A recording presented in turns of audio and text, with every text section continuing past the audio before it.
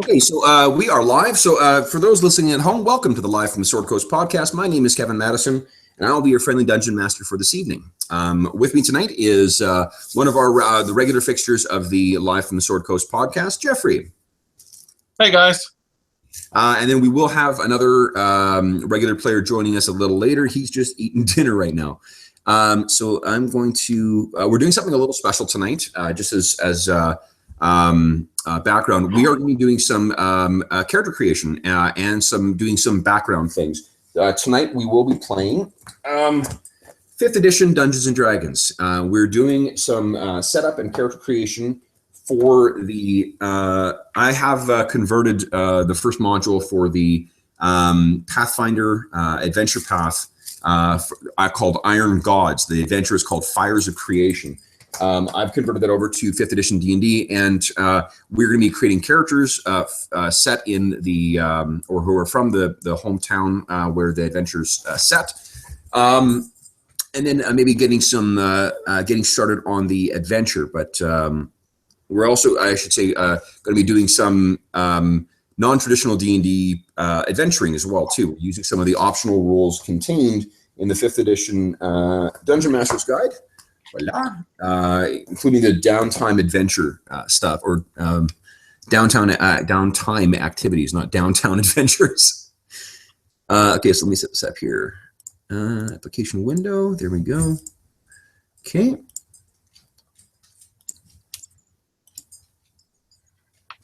Alrighty. Okay, so you're in the game, Jeff. So the in addition to the traditional character classes and races that are in the game, there's a couple ones that I'm going to say are just flat out not available in it because of where this campaign is set. This campaign is set in a place called Numeria, and Numeria is a kind of barbaric wasteland. I did not, unfortunately, load this in Roll20 yet. But what's important to know about us is is really just the hometown that you're from. You're from a town called Torch. That's where your characters will be from. Torch is a place with a population of about, I think it's 1,200 people. And it's only a little more than 100 years old. Torch is so named for 4,300 people. It has a small population of dwarves, half-orcs, gnomes, that'll be rock gnomes for D&D, half-elves, halflings, and elves, and androids. Now, there are a couple of signature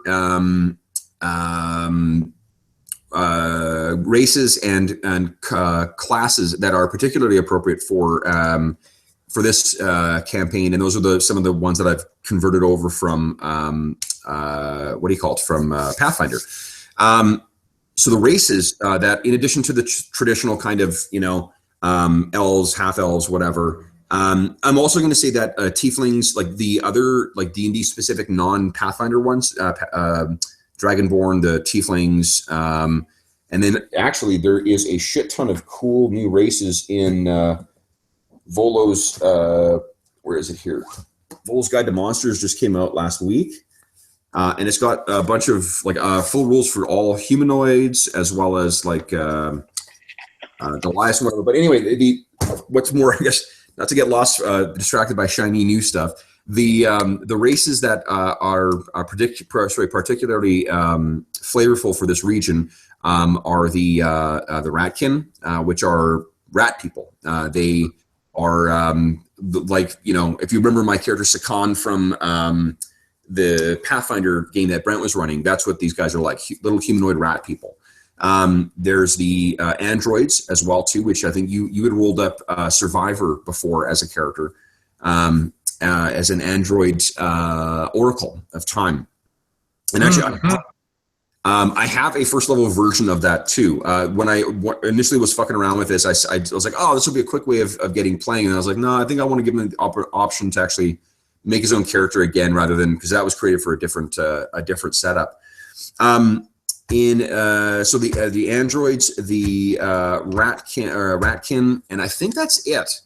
The other sort of like ethnic, there are sort of like I don't want to say like normal humans, but like the traditional sort of like fantasy humans, the civilized, like live in a town kind of humans there who are here. But there are also the Numerian barbarians as well who live. These are very, very Conan-y kind of dark skinned or dark haired, very pale skinned savage tribes. But the interesting thing about them is that they're also, because they've lived here in Numeria, what the sort of the legendary of the region here is that, thousands and thousands of years ago, there was a rain of fire from the sky.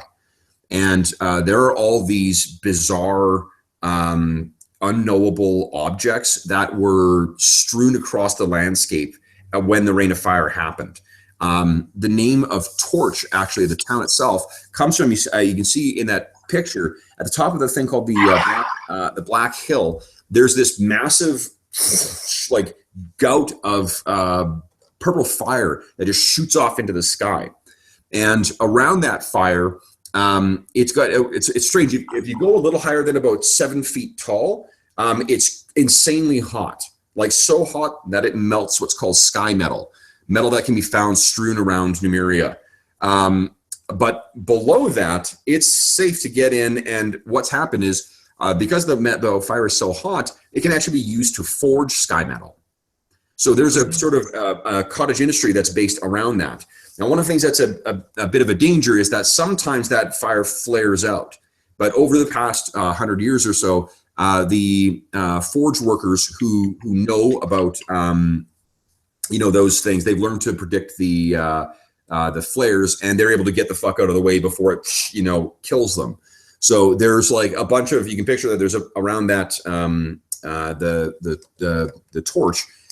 There is a small cottage industry or a bunch of like mobile forges where, as soon as the thing kind of like starts shuddering or whatever, everyone grabs the forges and moves them out, and then it flares up. And then as soon as it flares back down again, everyone goes back to work. So what the Numerian barbarians do is they find these bizarre things out in the wastes of Numeria. And there's actually a giant, jagged, straight scar that's cut right at kind of around the middle of Numeria. And they say that it was one of the legends say that it's one of the they're called the Kelids. That's what the human race is. The Kelids. I believe there was this god, iron god Gorm, who went by and his giant sword cut it. There are others who would disagree with that. Another really big signature sort of presence in this region is something called the Technic League. And the Technic League are these mysterious sorcerer, kind of like sorcerer scholars from a place called Starfell, far to the north. Now, the Technic League is generally like, let me show you some examples of what these dudes are like. They use some of the, here's a really archetypical picture there. Got the big lightsaber-like thing with a bunch of, mechanics, but combined in sort of a weird, shirtless barbarian kind of way. There's another example there. So what these people do is they study some of these bizarre artifacts that are found in and around here. And the Kelids sometimes there are, in some cases, these bizarre fluids that will bubble up from different places. And far to the south from here, there's another place whose name escapes me right now, but it has, there's a unique a edifice called the Choking Tower that basically is just this like churns out smoke constantly, and there's supposed to be some kind of crazy wizard who lives in there. But for the purpose of Torch, though, those are two of the things you can kind of you can't really be part of the Technic League. The Technic League shows up and it collects effectively kind of like taxes from all the different communities around Numeria, but they're not super interested in Torch. Torch is not one of the places that's directly under their fist the way that Starfell is, or some of the other communities further to the north. The other really important closest place is a place that's about, I think it's 2 days travel or 3 days travel to the south, called Hajos Hakados. Hajos Hakados. And Hajos Hakados is a kind of like a river trade town. What the sort of the biggest local industry, I guess, in Torch is manufacturing things with sky metal, or collecting and assembling, or trying to reassemble or repair different different artifacts that are found. These weird artifacts found in the Numerian wilds. The reason I mentioned the Kelids and the technically is beyond just color stuff, is also because those are 2 backgrounds that you can take. You can take the background as being an ex-Technic Leaguer, and you can also be a Kelid Barbarian. The advantage that comes with both of those is you get the necessary proficiencies in order to try and figure out some of this, Numerian technology, this bizarre artifacts that are in there. So that is one of the things that really is a big part of this game, is this adventure path, is you learning what that shit is, right? And like how it plays a big part in the adventure path. So that's a way to have your characters contribute a lot to that exploration pillar of the 3 pillars that we talked about: this social encounters, exploration, and combat.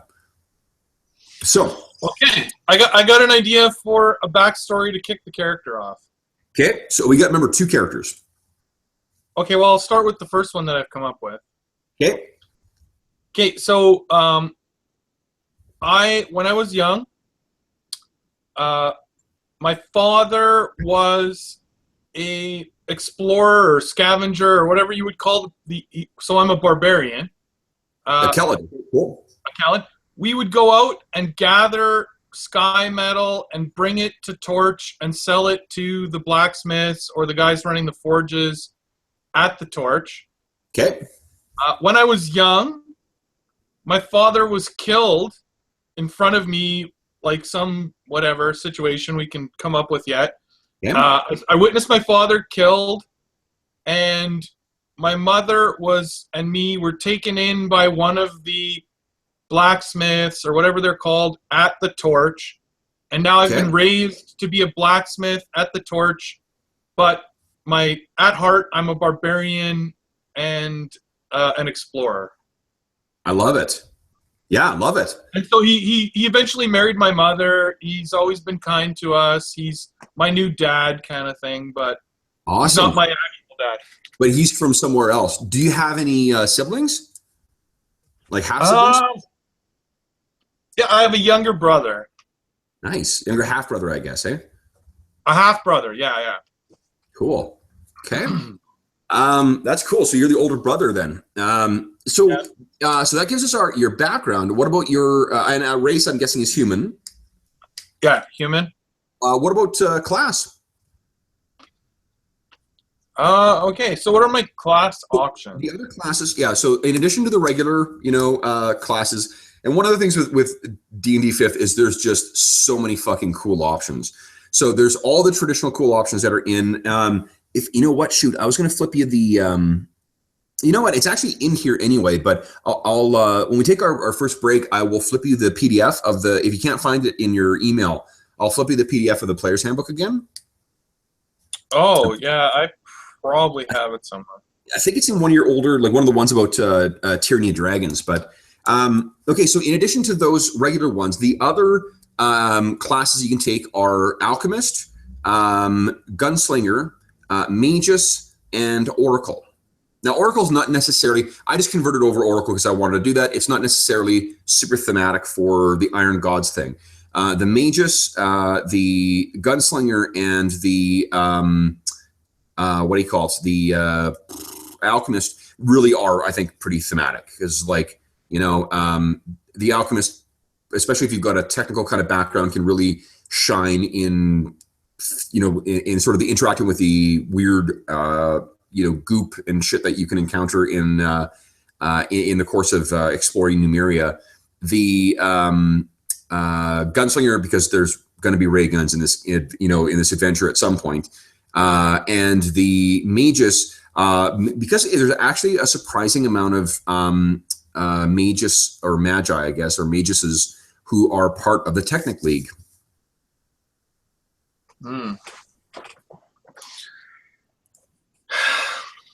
While you're deciding, I'm just going to find my let's see here.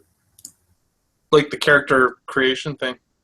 No, the character creation, the thing for Kellid background. Because I've got that, I have it printed downstairs somewhere, but it's going to be easier if I just go to my my blog and grab it from there. Okay, Kev, what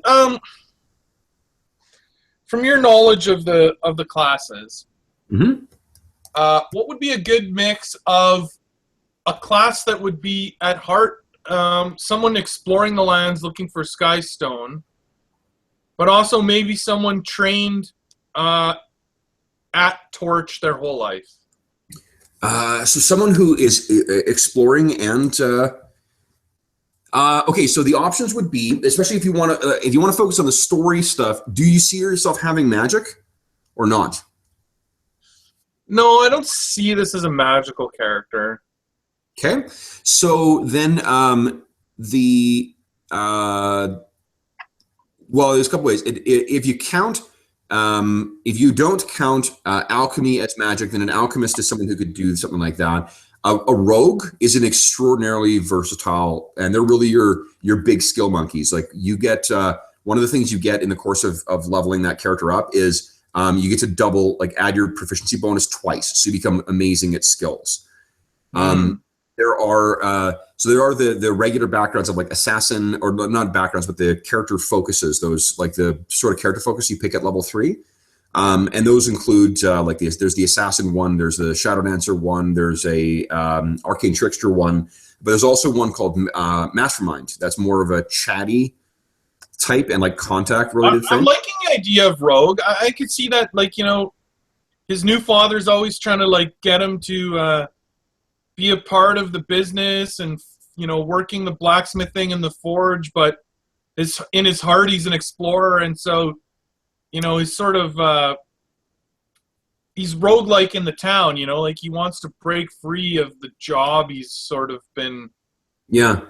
Well, another thing worth noting is that the 5th edition is for the non-spellcasting classes is pretty forgiving of multi-classing. Like with spellcasting classes, sometimes there's a little bit of you take a bit of a hit there if you're doing like if you're splitting between fighter and caster. It's still, I think, the best it's ever been in any version of the game, but it's not quite as it just, you do take a bit of a hit there. Okay.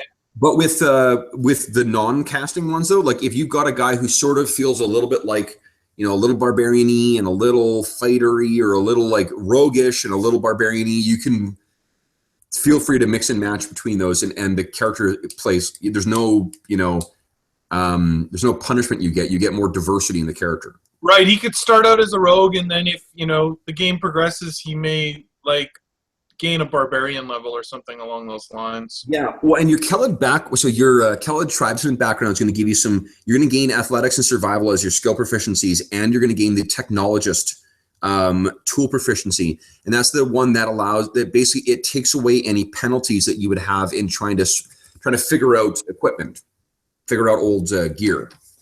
Cool. And in terms of the rogue, I don't need to double check, but I think you've got a big big variety of skills you can take here.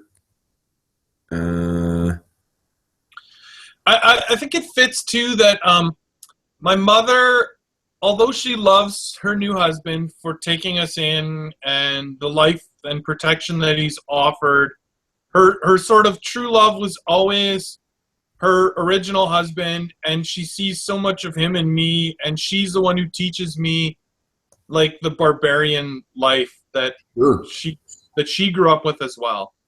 Now, I'm going to suggest that You're from a tribe called the Black Horses, which are actually from fairly near Torch. They're sort of like the closest you'll get of the Kelid barbarians to like kind of a friendly tribe.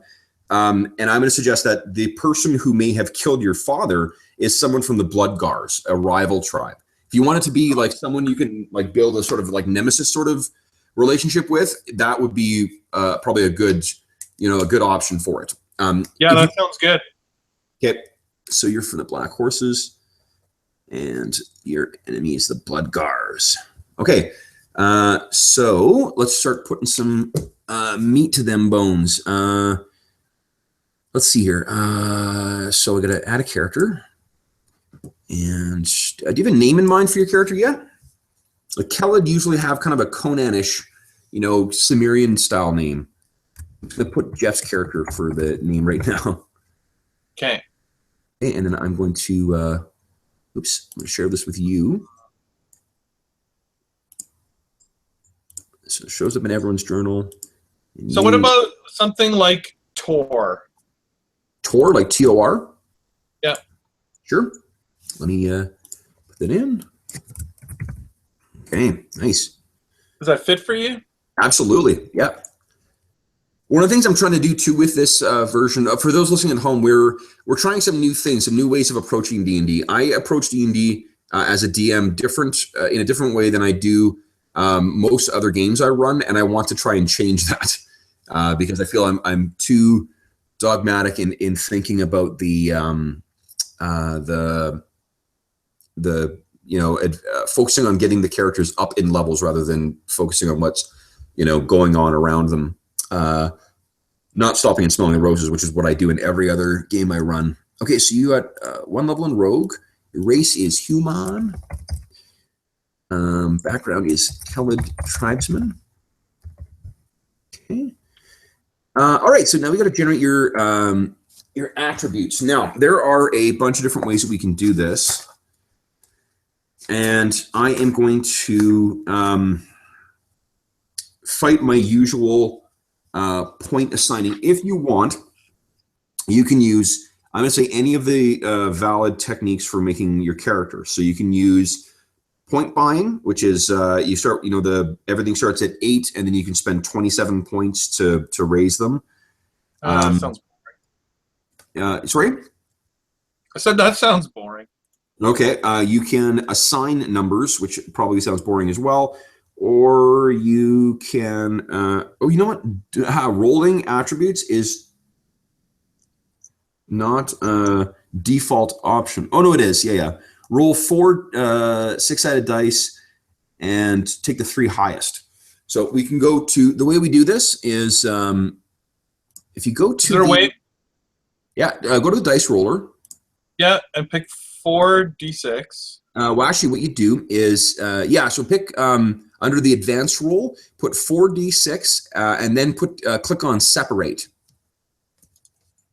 and that'll show you each of the 4 dice. Oh yeah, nice. Okay. Yeah. So let's record them as Fun. Okay, so I do this 6 times. You do that 6 times, yeah. And then I can assign them after that. Yeah, that's right. I don't have to assign them as I roll. No, not at all. Okay, well, this is fun for the people watching too. If anyone does watch this. To be honest, it's been forever since we rolled up character stats on anything. So, all right, here we go. It has been a million years. Holy shit! What? Oh, you know what? You've got it set to explode. Where's that? See, under additional. You know what? Here, try just rolling advanced roll. Just try rolling 4 and then exploding none. Oh, it's under exploding separate. Oh, yes. That's why. I thought I was separating them, but it exploded them separately. Yeah, maybe it'll just, let's see here, 4. Here, wait, I'll say exploding none. Yeah. Yeah, that's. If you just roll, you can just see them, right? Yeah, that's right. So, yeah, go ahead. Okay, we'll just get under advanced roll. It'll do it because I just made that roll and it separated it. Yeah, there we go. So that's 9, 14. Yeah, okay. So 14, 5, 4, 8, 13. Okay. Easy to subtract the lowest from it. That's Yeah. 14, okay. 12, 12. Jeez. And one more. Whoa! Oh, that's nice. So That that's is a 17. 17. Fucking nice. Okay. So where are those? You got 17. Wow, that's a pretty good roll. So I Yeah. like that. 17, 14, 14, 13, 12, 12. I'll put it in Wow, the it's a nice balanced character. Okay, so I think the thing that will be there you go.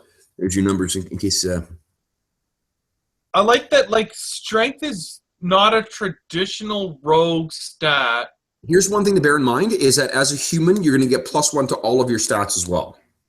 Wow. But like strength is a traditional barbarian stat, right? The Kellids are sort of known for their big burly dude stuff. Yeah. Okay, so I think it makes perfect sense to use the 17 on my strength. Okay, so I'm just going to enter that as 18 because you're. Oh, right. Okay. Yeah, because you're Kellid. Okay. So at least the rest. Intelligence is important as a rogue? It can be for some of the skills. And dex, right? Dex is always important for rogues, yeah. So let's do 14 for dex and intelligence. 13 for charisma and 12 for wisdom and constitution. So that's Well, those are some really good rolls, actually. pretty fucking badass rolls, yeah. 12 and... Which, considering, like, I find the dice rollers really up and down on this Roll20. It's all, yeah, you really do get kind of all over the place with it. Like last Star Wars session, I was, or it wasn't the Star Wars, I don't know, one of the last sessions, I was just rolling in the toilet every time. Okay, I'm just going to enter your background proficiencies because you've got survival and athletics, and you've got a tool proficiency called technologist. Is intelligence. Okay. I haven't had an 18 strength character in a long time. Oh, really? Yeah. Well, because I mean, I always enforce the point buy system, right? So, okay. So let's see here. Yeah, I'm going to start you. Oh, yeah. Here's another neat idea I had for. I'm ripping off from the Conan game. One of the things I really love about the Conan game is the dice mechanic is designed by the same guy who designed the Fantasy Flight Star Wars mechanic. And one of the things that they have is sort of a different version of the light side, dark side pool. You've got what's called a Doom pool. So players can, if they've got like advantage or whatever else, or inspiration or feat points or whatever they're called in Conan, they can spend them to, it's called momentum. They can build up momentum in the fight. Like, so and then you can spend momentum to do cool shit. If you don't have momentum, what you can do is give a Doom pool to the DM. And the DM can use Doom pools like the way I can in Star Wars. So it's cool. So you can try and get short-term gain for potentially a shitty thing happening to you in the future. Nice. Yeah, which I think is really neat. But what I was thinking for this is, so every character starts with inspiration. And remember, you can spend inspiration to gain advantage on a roll or to re-roll a missed roll or whatever. And you can gain inspiration back from doing interesting things. What I was thinking is that it would also be cool to allow you guys to effectively feed my Doom pool. You can say, you know what, I'm going to re-roll that, so you take the Doom pool. And then I can use the Doom pool to impose disadvantage on a roll, or I can re-roll a monster's attack or something like that. So it's you guys. Yeah, I think it'll be neat because that way it allows you guys a little extra weight. It's similar to a mechanic in Call of Cthulhu where it's called pushing a roll, where if you fail a roll, you can try again, but if you fail, then it's a really bad fail. Nice. We've had some funny shit happen with that. Like last night in our Delta Green game, Drew they were investigating a dark motel room, and Drew tried to, I can't remember what he tried to roll, but he failed it. Then he pushed it and failed again. And he ended up not only breaking his flashlight, but knocking the other guy's flashlight out of his hand. So in the darkness. It was awesome. Okay, so that's done. Is that all the stuff from your background? Oh, you get some equipment as well, too, which I'm going to cut and paste into your thing. Okay. Oh, here's one of the things you get is a souvenir from the, what do you call it? Numerian ruins. Which, horror bio. Here we go. Does 5th edition still use standard alignment? You can have it. You don't need to. I'm just going to I'm going to cut and paste this into other features right now because the way you enter equipment in here is by each individual thing, and I don't want to fucking do that right now. Like, if it's cool with you, I'd be chaotic good. Sure. Like, sort of loosely. Yeah. I think that my adopted father is very lawful good, and so this is sort of one of the ways in which we butt heads a little bit. Sure. So hit point max is a 9. Current hit point's 9. Let's go to your character sheet. Okay, so here's one of the neat things with you should have a little icon, like a letter I in a circle. Do you see that on the top right? It isn't there on any of the other Roll20 games we play. Wait, what? Oh, there. Yeah. Okay, I see it. Yeah. Okay, so this is what I was saying. This is the index. It's all the 5th edition open source shit all in one place. Oh, that's awesome. It is just fucking amazing. So, like, I'm right now going to Rogue. So I just clicked open Rogue, and I now see all your class features in here. So you have a starting proficiency of, can I cut and paste this into here? I don't know. That is fantastic. Yeah, like it's, especially for the, wonder if I can, no, it doesn't do that. Okay. What is particularly amazing is the monster shit. Just because I can open up a NPC character sheet and then drag and drop in a dragon or anything else from the monster manual, and it automatically populates it, and it's all ready to go. And they are all linked. And they're all linked. Yeah, it's so fucking cool. And you can post like I'll show you. It doesn't take you back. Oh wait, what? I screwed it up. What you do is you clear the search thing at the top. Okay, so what you need to do here, you will need to pick, if you go into your description for Rogue, you've got to pick 4 skills from the list that are in there. I'm going to enter in your tool proficiencies while you're doing that. Oh, wait, sorry, what was that, Kev? What do you want me to do? Go to the Rogue entry, yeah. the compendium there, and then you're going to want to pick 4 skills that you are proficient in. Oh, okay. Yeah, I see it. Okay, so I gained athletics and survival already. Yeah. Well, I absolutely love a lot of these. Ooh, it's tough. Yeah. I always like having a character that has talkie skills and, other useful skills, so it's tough for me. Remember that in 5th edition too, you don't have the exploding target numbers like you do in 3rd or 3.5 or Pathfinder. So, like, if you're halfway decent, you go to +2 charisma, you get to add your proficiency bonus at least once, and then you're also going to pick 2 skills where you double dip with your what do you call it? Your rogue proficiency, or the rogue skill focus. Okay, 1, 2, 3, 4, 5, 6, 7, 11. There's 11, and I got 1 naturally. Okay. Sometimes I find it easier to think, what do I not want? Yeah. Okay, I don't want insight. I'm not particularly insightful. Not super perceptive. I don't need sleight of hand. I'm not going to steal. I'm not going to use deception. I'm going to use more intimidation or persuasion. And I'm not stealthy, so that's 1, 2, 3, 4 I've eliminated. I'm not an acrobat,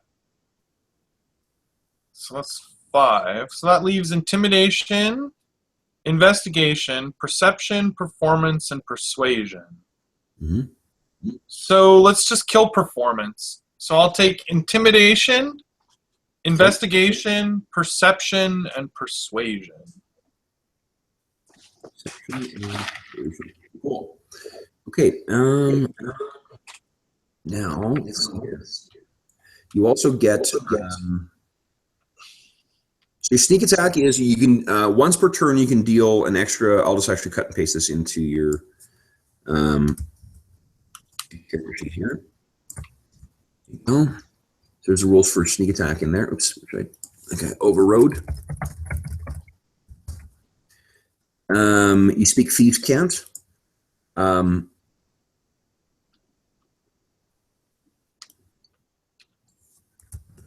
Why not just cut and paste the rules for that in here, because there's certainly the room. Okay. And you will also need to pick, because of your expertise, choose 2 of your skill proficiencies or 1 of your skill proficiency and your proficiency with thieves tools, and then your proficiency bonus is doubled for any ability check that you make that uses either of those. So, like, let's just say, for example, I choose intimidation. Instead of 4, I have 8? You would add double your... No, it would be, your proficiency bonus is a +2. So... okay, I see. Yeah. And can I choose athletics or not? You choose athletics. Or is it only one of my thief skills? No, 2 of your skill proficiencies, full stop. So it has to be something that you've got a proficiency in, but yeah, it could be anything. Okay, well, that's cool. I'm going to go with athletics and say that, like, he is just basically a natural athlete. Okay. And how do I do I've that? I've never done this. Mm-hmm. I'm going to give him a bit of a negative trait that I've never used. He's a bit of a bully. Okay, so intimidate? Intimidation. Nice. Now, how on earth... do you make that trigger? I think I go into here. Let's see here.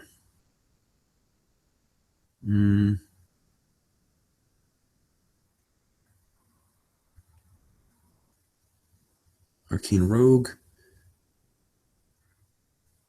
Oh, here we go. Aha! Awesome. You go into the little cog feature. Yeah. And then you just go in and so I'm in there now. I'm not sure if you look on the stream, you can see where I am right now. Yeah, I can see what you're doing. Okay, cool. Yeah, so I'll just go in here. Modify it. Intimidate, expertise, and oh yeah, look at that. That's fucking awesome. God, I love this. Like this is the kind of shit that just makes me want to run this so much. Because it's so fucking easy. Like if it does all that calculation for us, that's wonderful. Yeah, the game gets out of the way and allows us to enjoy the real tactical depth that can be here in this game. You know, without me, I guess, having to do all the fucking math and stuff. That is wicked. Okay, so let's see here. Is there anything else in here? I should look in. Custom AC, spell save. That's really fucking interesting. Yeah, this is actually where if you are playing one of the custom classes, you go in and you fiddle around with this to set it, to dial it up to what you want, which is amazing. Like this is a better interface than the thing they had for 4th edition, like the official character creation thing for 4th. You couldn't do any house rule stuff in that. Okay, so you also get to pick. Let's see here. First, do you want a rapier or do you want a short sword? Actually, if you look at starting equipment, that'll tell you rather than, because there's a couple things that you may want to pick one rather than the other. I will remind also in 5th edition, you can fight with 2 weapons without penalty. you just have. Let's see here. I think you.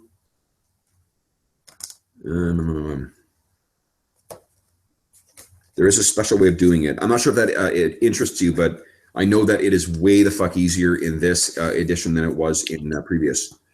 Now, Kev, is Yeah. sky metal something magical or ridiculous? Or can I have something that is made of sky metal? No, you cannot start. Well, no, you can't start with something that's made of sky metal. Like other than like maybe a trinket or something like that, because sky metal is quite valuable. Okay. It's like adamantine. It's incredibly fucking hard and very light, and can be it carries an edge really really well. So one of the reasons why the Kellids love it. Okay, well, what if I had... Well, it says here I can have a short bow and quiver of arrows. Yep. Or a short sword. Yep. So, wait, I get one of those? A rapier and a short sword? One of each of those options. So you get a rapier and rapier or a short sword, and then you also get a short bow and quiver with 20 arrows or a short sword.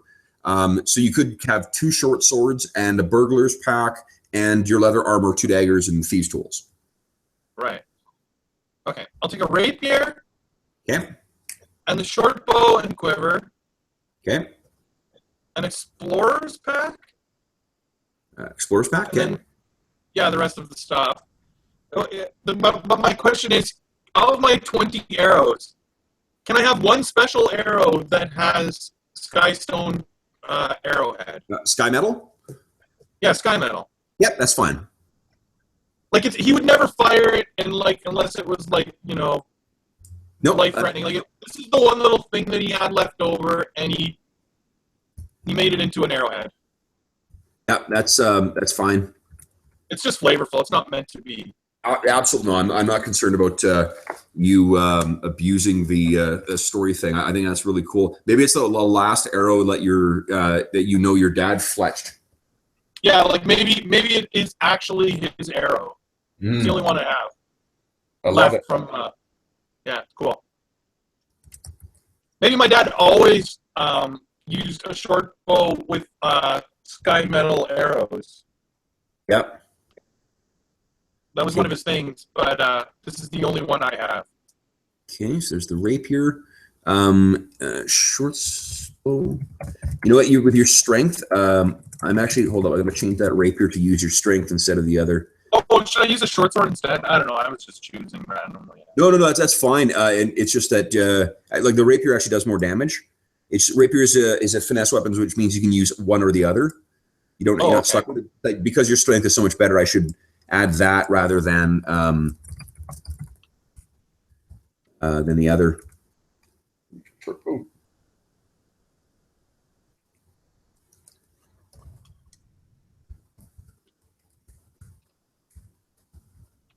I see him more as a, even though he's very strong, I see him more as a bow user. Okay.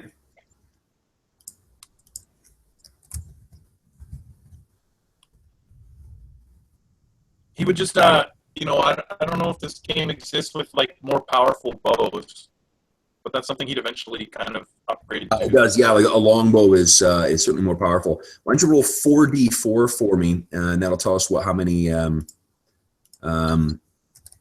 he called.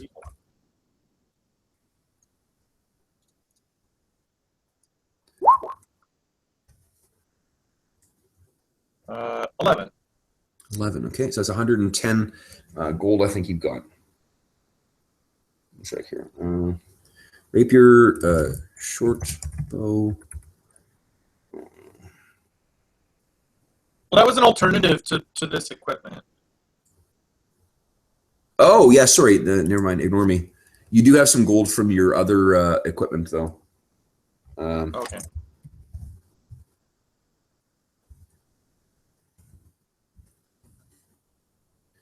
Okay. What else did you have? Oh, you have leather armor. Gives you an AC of...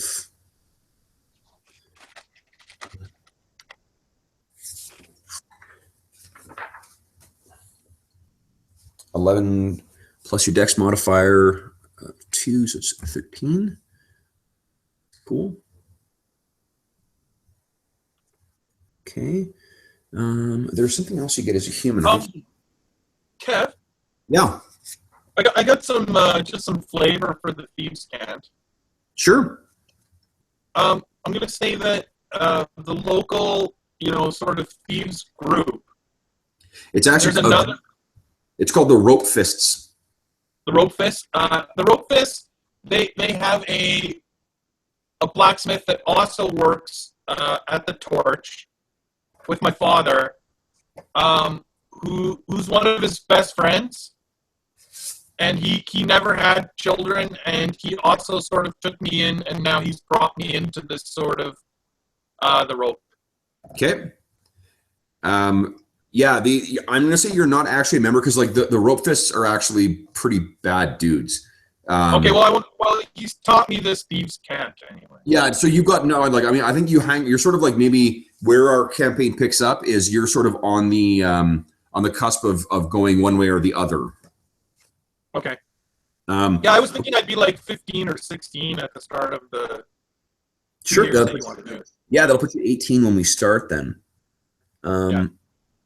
Okay, leather armor. What else am I forgetting here? With these tools. So maybe my dad's friend is a little bit more of a bad dude but that's part of the reason I'm sort of like on the fence of it. And that's maybe the he's the workplace friend who like he puts up with him and doesn't mind him as a work colleague, but like wouldn't want him to date his sister. Kind of right, thing. Absolutely. Well, they've had their little forges beside each other for 20 years or something. So yeah, I know what you mean. Yep, I love that. Okay, thieves tools. I'm in here. Explorer's pack. Here we go.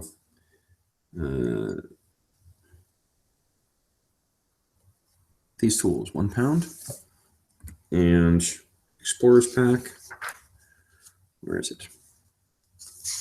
Kev? Yeah. For the Explorer's pack, I want to say that all of the things I have in it that aren't like need to be new, like the things that could be old, like the backpack, the bedroll, the water skin, things like that, the rope. These are like my dad's gear. I love it. Yeah, that's great. You're adopted dad or your actual dad? No, my real dad. Your real dad, okay. Okay. Like they're all things that I've kept. Sure. I love it. Do you have an image you want to use for him? I didn't look at anything yet. Okay, well here, before I get you to do that, let's talk about his ideals, personality traits, bonds, and flaws. So these are hold on. Sorry, I was looking up humans. There is, I think either humans get 2 extra skill things or, what is it here?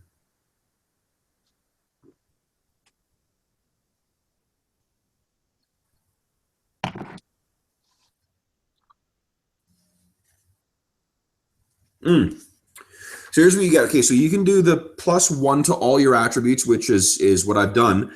Or you can take pick 2 abilities, and you get +1 to each of those, and then you also get a proficiency in another skill, and you get a feat.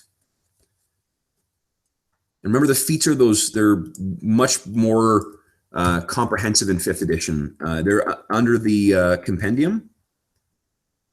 Oh, wait. Okay, so it was an ability score increase or... Oh, fuck. They only list, under the feats, they only list, I wonder if it's only ones you qualify for. On the one I'm looking at, it only lists your ability scores each increased by 1. Oh, for humans, yeah, it's an optional rule. Oh, okay. Feats are an optional, although under the compendium, it only lists 1 feat. So you'd have to go to the PDF to see the other available feats. But they are, let's see here. They have one in there. That's very weird.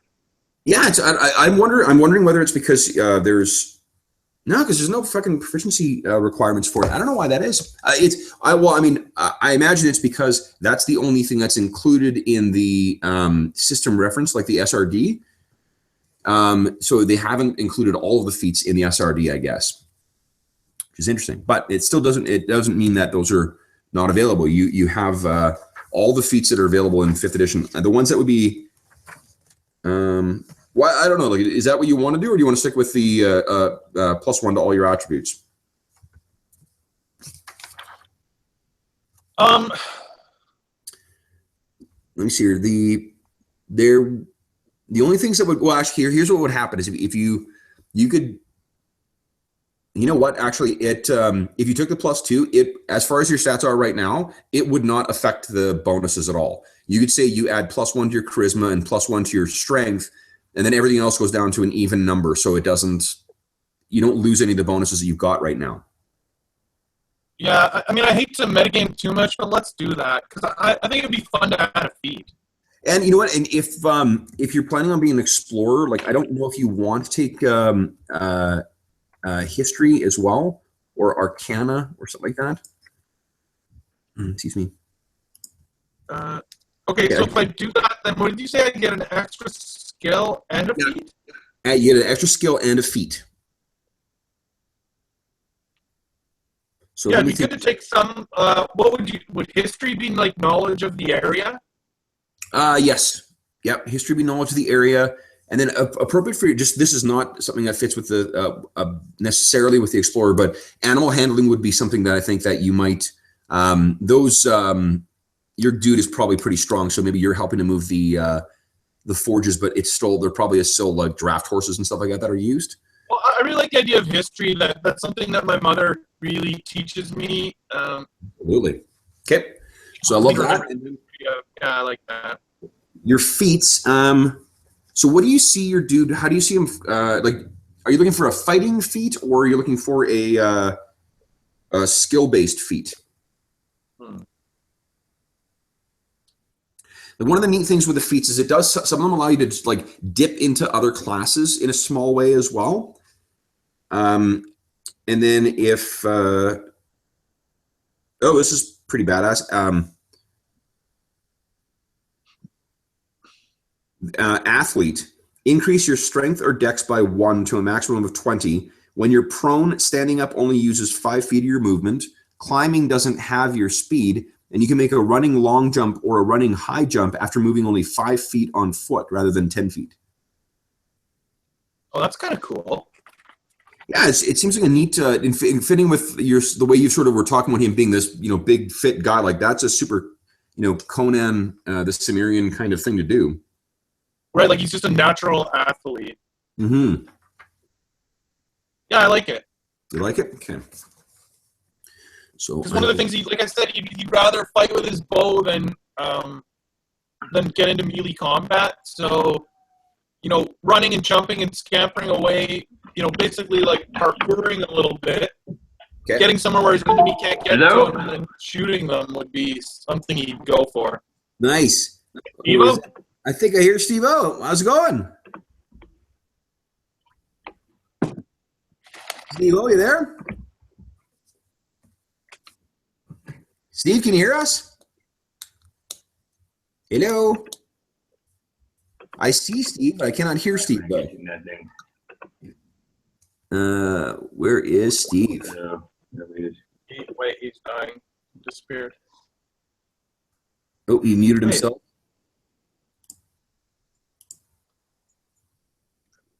Let me unmute Steve. Did I mute myself?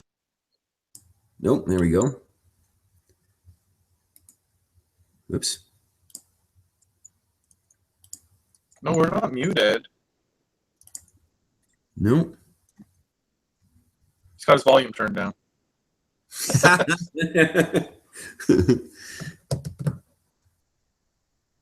He muted himself. Oh, there. Hello? Can you hear us, Steve? Hey. Hello? Hello? Steve, do you have your volume turned down? Hello? They don't make it very easy Hello? Hello, to send Steve? a message. Steve, can you hear us? Is there a way to send a message? Yeah, there is a chat feature in here. Where is it? It's right at the top. What is going on? We can hear him. I just sent him a message. There you go. I see it.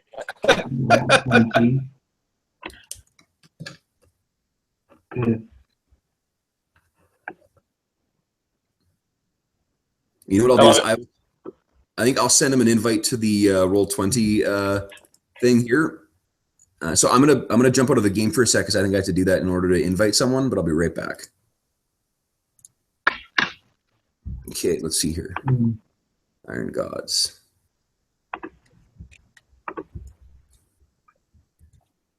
Okay.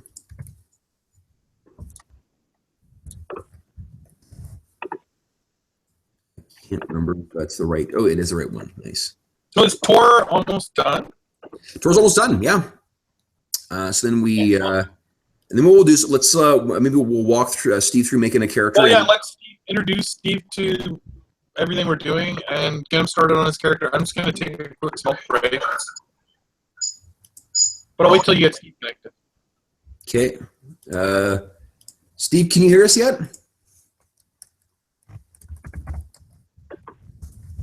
It's super weird that he wouldn't hear us. Yeah, I've never had the problem with him before, but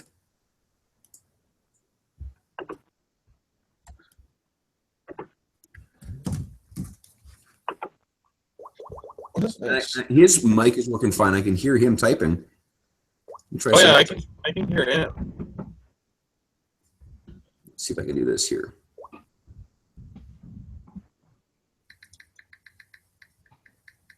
I mean, we can hear each other.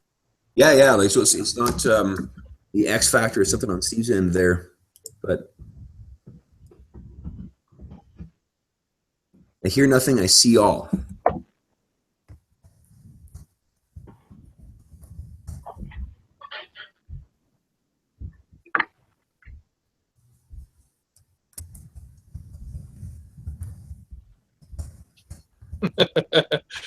Without Brent here, we needed someone to have technical difficulties.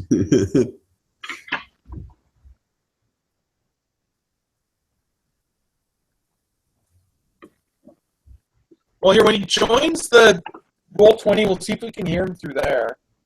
Yeah, I just don't know if the stream will capture it. Is the only thing. No, I know, but at least or if he can hear us, it might narrow down the problem. Yeah.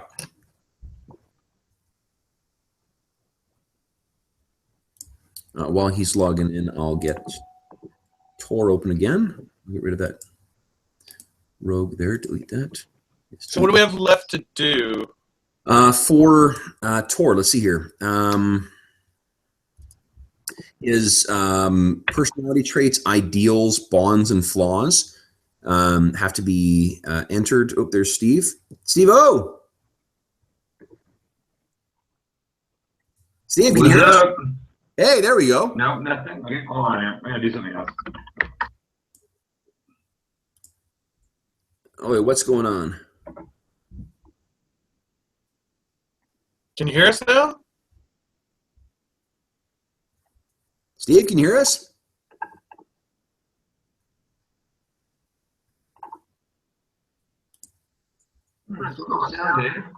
No, we can hear you. What's going on? Why can't I get...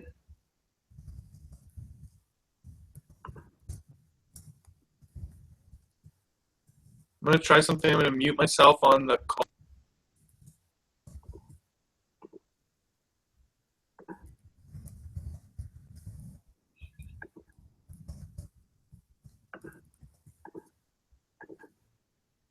I just asked him to see if he's got anything plugged into the speaker port.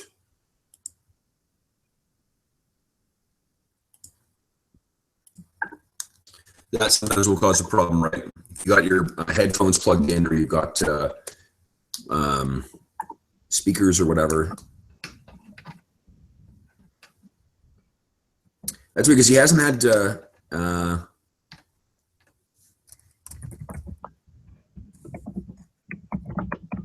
Yeah, he hasn't had any technical problems ever.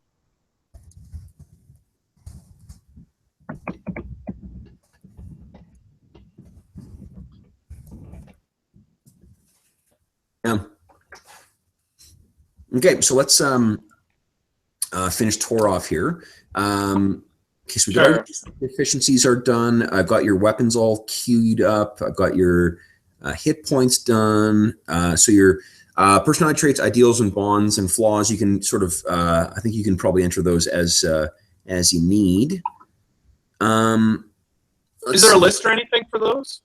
Yeah, in the, I think it's in the background section of the character. They give examples of what you can do. So like personality, your background is something different. It's one of the custom ones from my, so what I say, feature. Oh, hey, you got a feature as well too. Shit, I forgot. So page 136 of the Player's Handbook, you've got a feature called Wanderer as well. So what this is I forgot about this. So as a Kelid tribesman, you have an excellent memory for maps and geography, and you can always recall the general layout of terrain, settlements, and other features around you. In addition, you can always find food and fresh water for yourself and up to 5 other people every day, provided the land offers berries, small game, water, and so forth.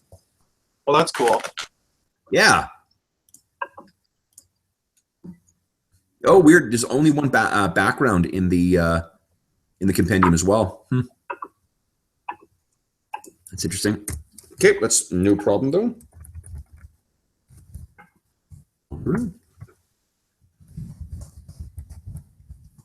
I can hear.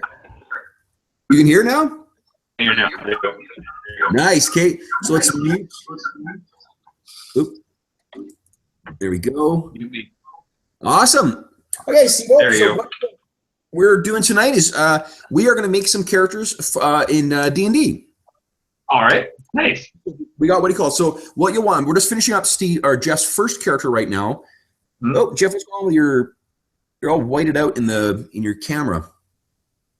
Yeah, I don't know what's going on. You guys are whited out on my camera. Weird. It's weird. Little glitchy old Google Hangouts. No, this is Roll20. Oh, okay. Yeah, it's the Roll20 part of that that's effed up there. What did I do to you? What did you do to us? What did you do to me? You know what, Jeff? Maybe like pop out of the game, pop back in. That should probably fix it. Okay. I'm gonna finish typing up your entry here, and then just give me a sec here. Steve, how's your week been? It's been very nice, thanks. And hanging out with lots of people, and Zoe stayed at my parents' place trying to get better, and I've been doing trading on the stock market. Yeah, it's been fun. Okay, we all muted here? Yep, great. Is that me? Better? No, I think feedback's all. We just have to do that thing where we mute when someone comes back on.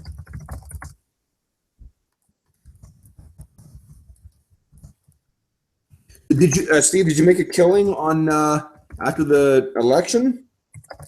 I did not make a killing, but I've been positioning myself. I'm okay with it in terms of breaking even, but I'm positioning myself, and it's a new and exciting period right now. So it was kind of dead for a while, but now because of Trump, the landscape has changed a bit. So I'm going to start doing some more moves.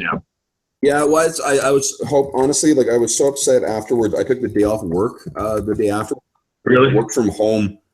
Well, it was so unexpected, and just probably the only I was like the only light side of this is that if the market tanks, Steve's finally going to make some money on this. So yeah, right, exactly. Well, it didn't quite happen, but it helped me out a little bit. But so I just repositioned myself, and now I've got a good schedule of things that might happen. But boy, everything changed really fast. Holy cow! Yeah, I mean, it was like an 800-point move in the span of one fucking night. Oh man, and because I couldn't trade overnight, I would have made a killing if I could trade overnight, but I couldn't. Oh shit. Okay, That's so the future. I think that Tor, I think all your stuff's in there. So what you need to do, let me go through the quick spiel here. So Steve, what we're doing is we're trying a couple different things for D&D. Right. What we normally do. So okay, cool. You'll be back. Oh, you're back. Okay, so Steve, what we're doing is a couple different things. Is because we are I've been thinking a lot lately about how I've been running D&D in the past, and one of the things that I tend to focus on too much is I think on getting you guys up in levels rather than just enjoying the game for what it is at the stage we're playing at.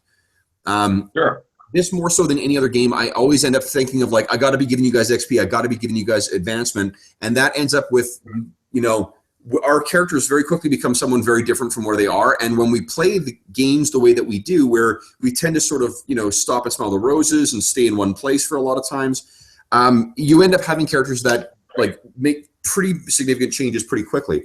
So one of the things I was thinking of is to why I said the other thing is there is a series of adventures by for the Pathfinder role-playing game called the Iron Gods.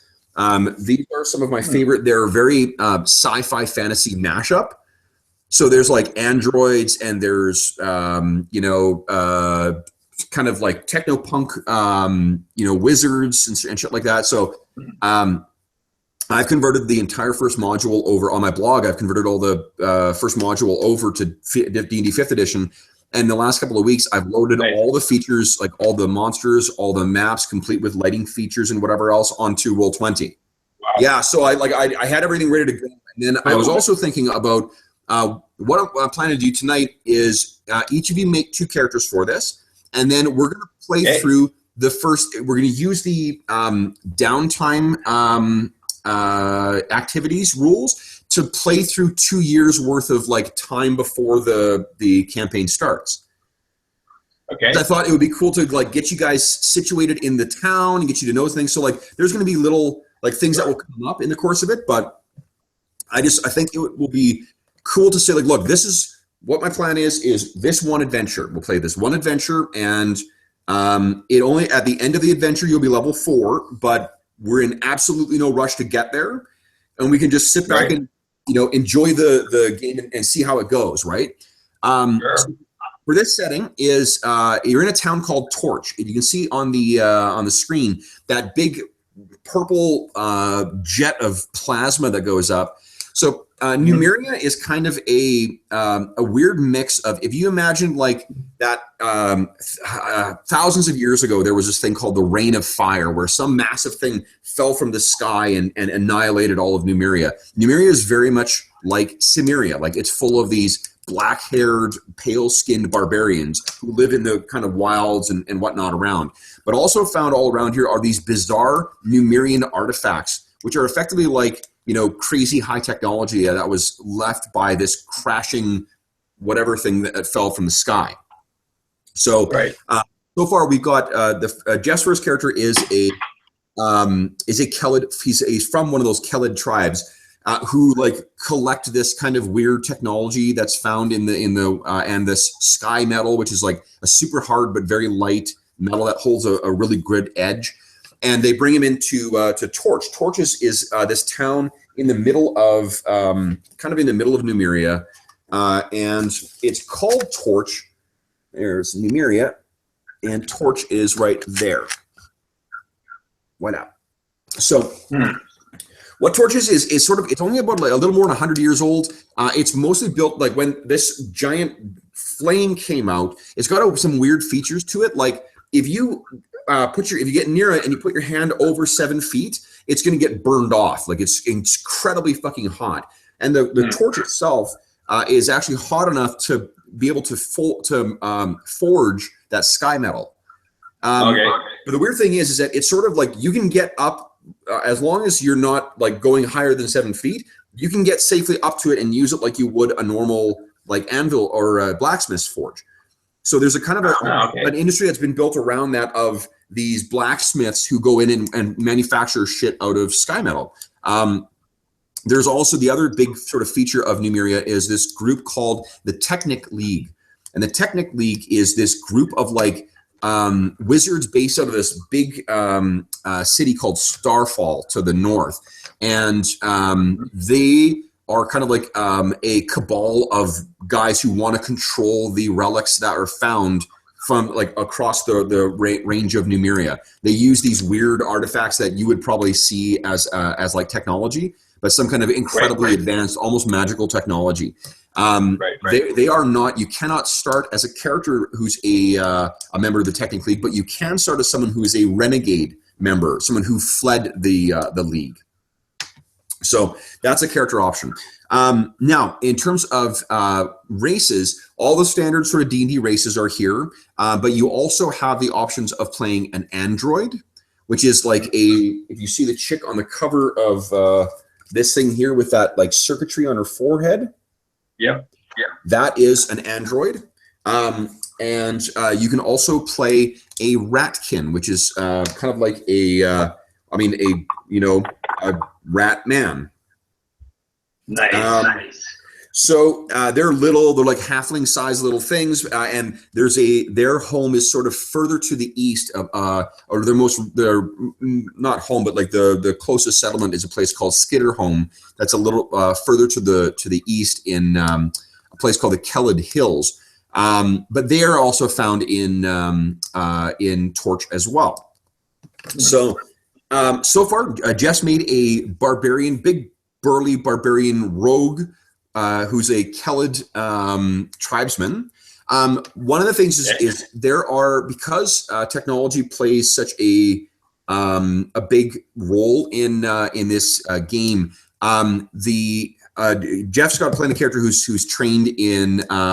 He's got a background called technologist, which basically means that he doesn't suffer massive penalties when trying to figure out this exotic equipment. So.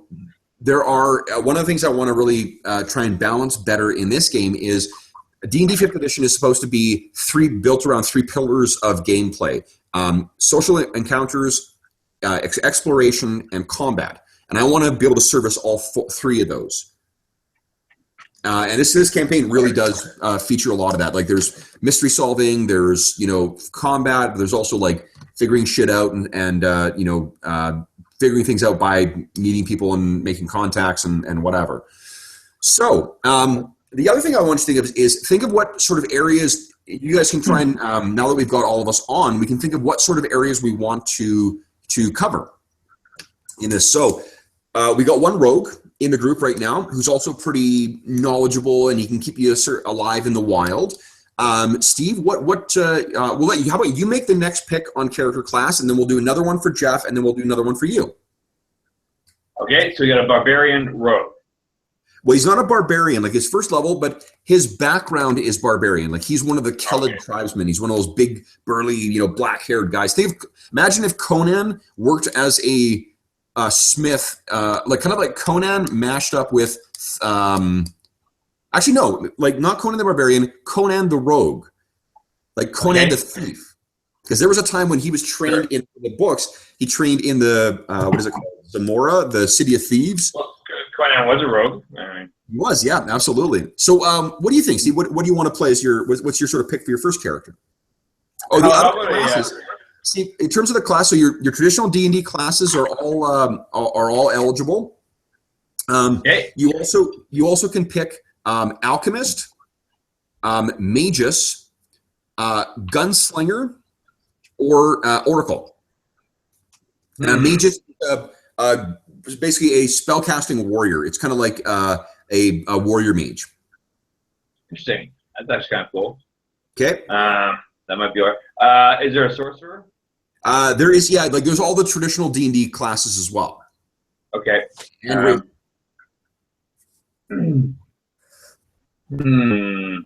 Okay, let's go with the mages. Why not? Mages, okay. What race do you want to be? Okay, sorry. There's the rat people. There's the barbarians, the Kaddish. There's the rat people. There's the Kellid. There's like just normal kind of civilized humans. There's half elves. There's half orcs. There's dwarves. Sorry. The usual kind of assortment. Yeah, you got it. Yeah, and androids as well. Hmm. And then what you're also going to pick, Steve, is your background. Now, your background could be one of the mages. The reason the mages feature so prominently in here is because they're the Technic League. They tend to have a lot of there's a lot of guys who end up being magesses there rather than like mages or wizards or sorcerers. Yeah. So if yeah, so that might be a cool if you're thinking of mages, someone as a background, it might be cool to pick the renegade. Like you used to be a member of the Technic League, and you sort of realize what they were getting into, or whatever. Like for whatever reason, you quit them, and now you sort of try to set up shop here in Torch in a different sort of role. Interesting. Can I be a dark elf? A drought? No. Well, what would be your reason for being on the surface?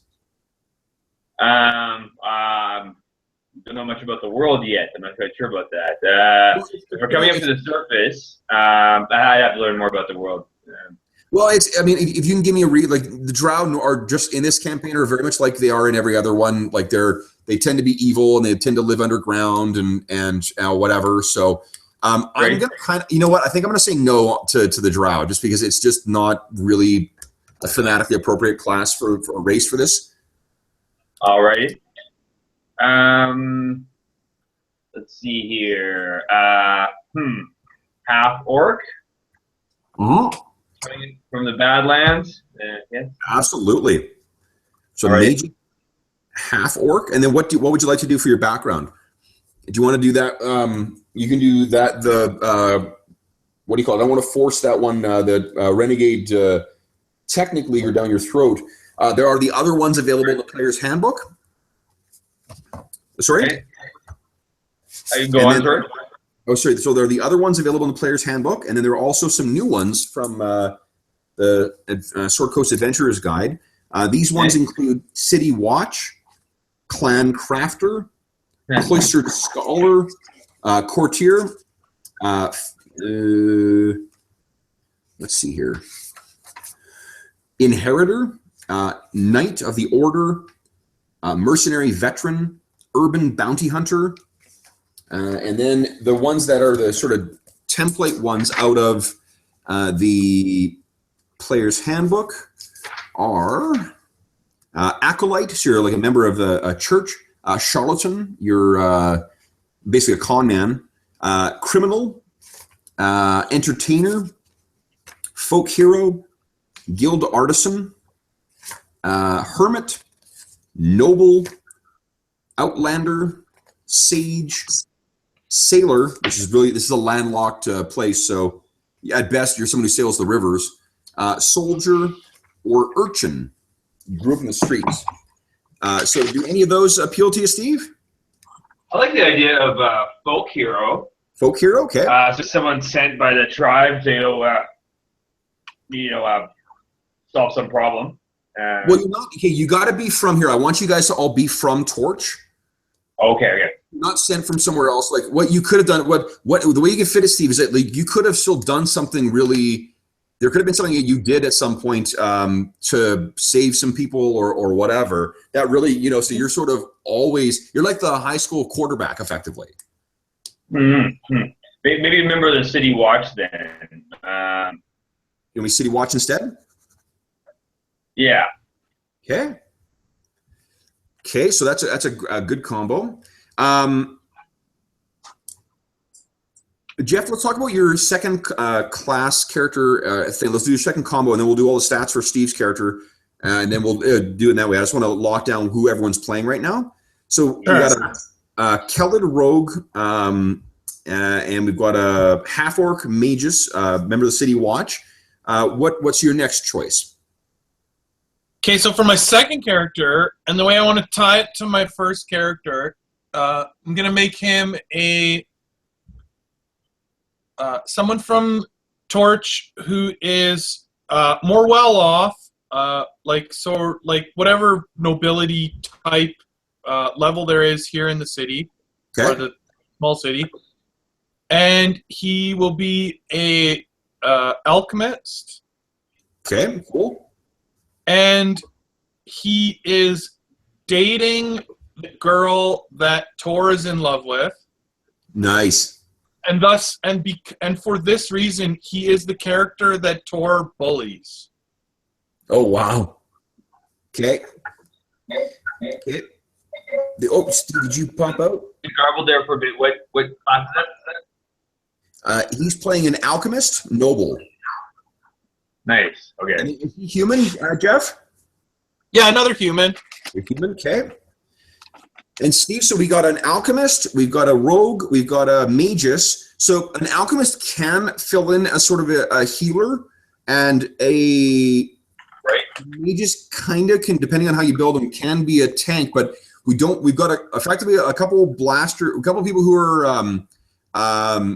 you don't have a dedicated tank, and you don't have a dedicated healer right now. So I'm not sure if either of those like kind of character. Well, in terms of faith, there are two different. We lost Steve again. you're breaking up. Steve, you back again? Steve, can you hear us? Is he on? I don't see him. Yeah, Steve, I think your internet might be acting up, bud. I'm looking on I think he's frozen on the Google Plus call as well. Oh, he's dropped from the Google Plus call altogether. So I'll invite him back. Okay. Oh, Steve, you back?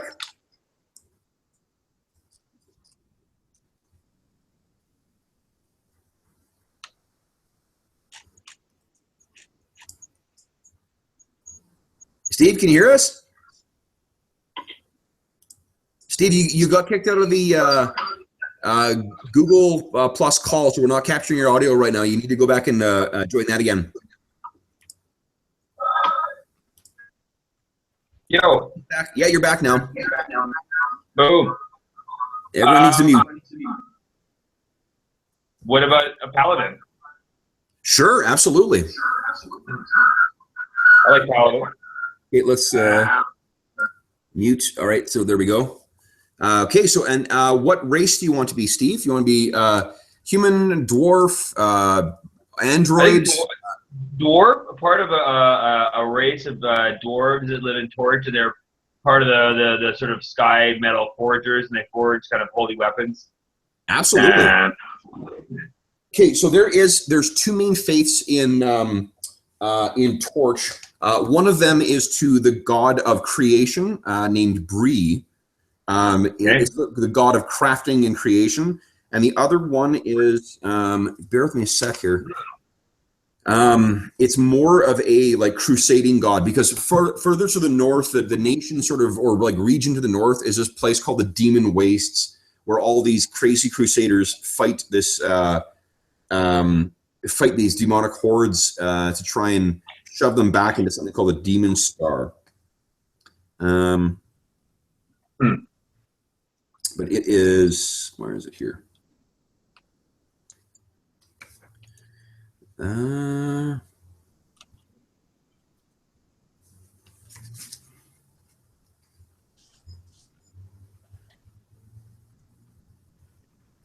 it's Pharasma. Bear with me a second. I need to grab my book. Ow. Sure. Sat too long. I love that idea. So you're thinking a dwarf, Steve? Yeah, dwarves make good paladins. They're tough. They make good tanks. That's bad. And he can be, and we can work in this element of sky metal and forging at the torch there. Yeah, sure. Well, actually, if you really want that, like, do you want to go with Bree as your god? Because that's the creation one. Yeah. Sounds appropriate. Yeah. Okay. So, let's see. It also gives those two characters a chance that Tor and that character might know each other through the Forge area. Yeah, totally. Okay, so Paladin, so Dwarven. Paladin of Bree, which is cool. Here's the symbol of Bree, Steve, is it's like effectively kind of like a weird clockwork mask of a woman. So you can kind of picture that like a lot of your. There you go. There's the. Funky. So your script could have like real, like check it out. There's Bree. Nice. Yes. Yeah, that's cool. I like that. Okay. Trying to reforge the universe. So in terms of your last or your background then for the dwarf, are you thinking that he's a member of the church, or is he like a crafter, or is he any of those other ones I got? Well, I guess he's a member of the order, but like he has an interest in in crafting and weapons, and he's trying to forge holy weapons. Okay, so here that's fucking badass, because that's going to fit with the what do you call it,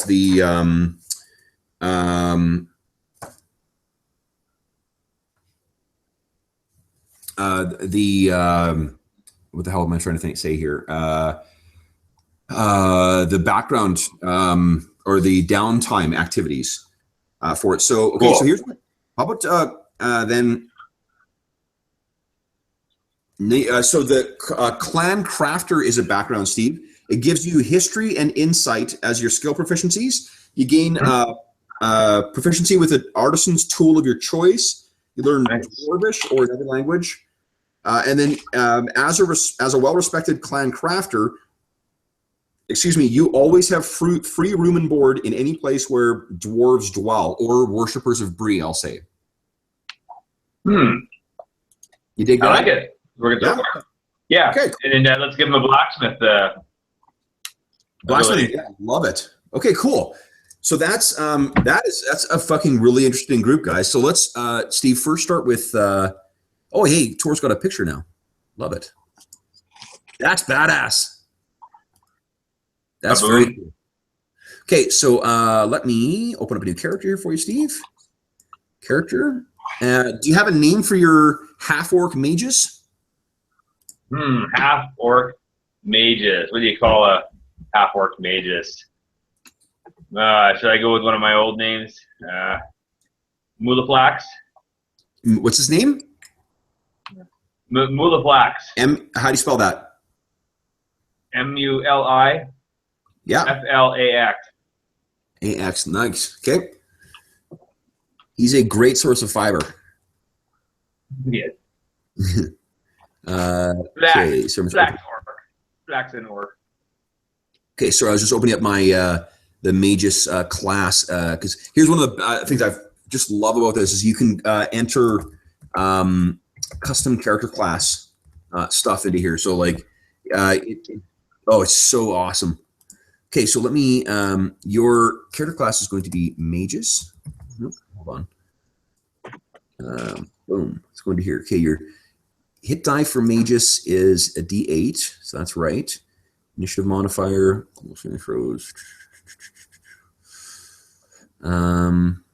Where is it?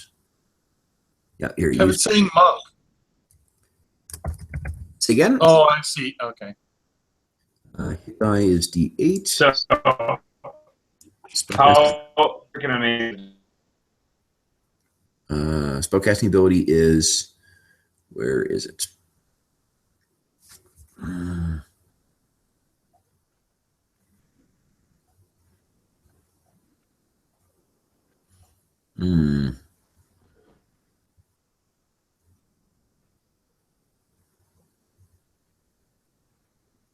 Intelligence, great. Okay, sorry, Steve. I was just I'm looking up the rules for, and I think you get the same amount of caster. Yeah, this should be really interesting. This will be. Oh, you know what? You don't have any. Yeah, no spells at first level. Oh, but you get cantrips though. That's badass. Boom.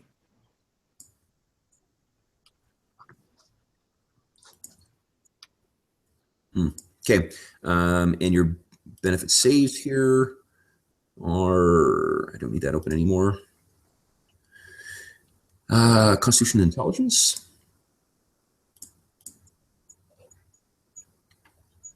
Okay. So that should be working now. Okay, Steve. Now here is what you can do. If you can go into the chat window there, and then you can open up the dice roller on the left side of the screen. Yep. Okay. And then under advanced roll, can you please put 4d6, and then you roll that. We're going to roll character or our stats for this this campaign. Boom. You can roll Rolling. 4. Whoa, nice. Okay, so that's 15 for the first one. Nice. Next, Boom. that is a 13. Next, Take it. Kapow. that is a 12. 12 indeed. Next, Kapow. Nice. 14. Nice. 14 up. Come on, baby. Come on. 13. And one more. Yay! There you go. 17. 17. That's the shit. Okay. Was that sick rolls? So here's what you got, Steve. That's pretty good, actually. Yeah. From highest to lowest. There you go. So where would you like to assign those? Now you are a magus, so your intelligence is quite important. Okay. And then That sounds about right. Yeah, and then your constitution is probably going to be pretty important just because of your you want to be able to take a lot of hits. I think. Right. Otherwise, wherever you want. Now, as a half orc, you are going to get a bonus, I think, to your strength. And to something Strength, else. of course, right? Yeah. Yeah. Because half orcs are bad mana jammas. +2 to strength, +1 to constitution. So where would you like those? Thinking I'm not sure about that. Hold on here. Sure. You know, while you're doing that, I'm going to start adding some of your class features. Just because So do I get +2 to my strength? Is that right? you get +2 to strength and +1 to constitution. +1. Yeah. +1 to constitution. Okay. How do I roll this down here? Intelligence. Gotta go with that.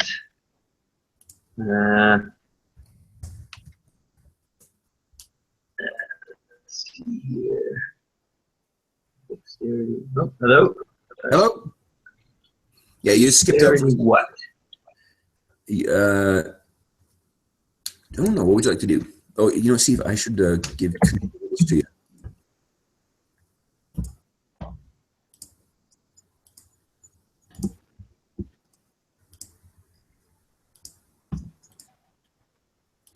Oops, we lost Steve altogether. Steve, are you still on the Google Plus call?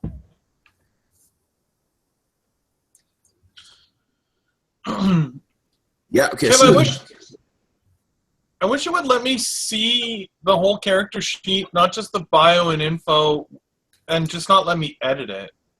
oh yeah, the things, you know what I can do is I can put available to all players. Here we go. Boom. Okay. We should just Yeah, I'll say that you guys aren't gonna. I don't know why I do that. Oh, Steve, you still there? I can see Steve in the. How's that looking? Oh, sorry, did we just? Oh, you're back.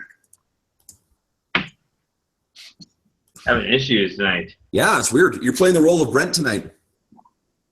Yeah, really. seems to Totally. be computer related. Yeah, I think my my internet here is a bit spotty in this building for whatever reason. Hey, it's you're preaching to the choir here. Right. Hey, so let me. Well, so Yes. What do you think?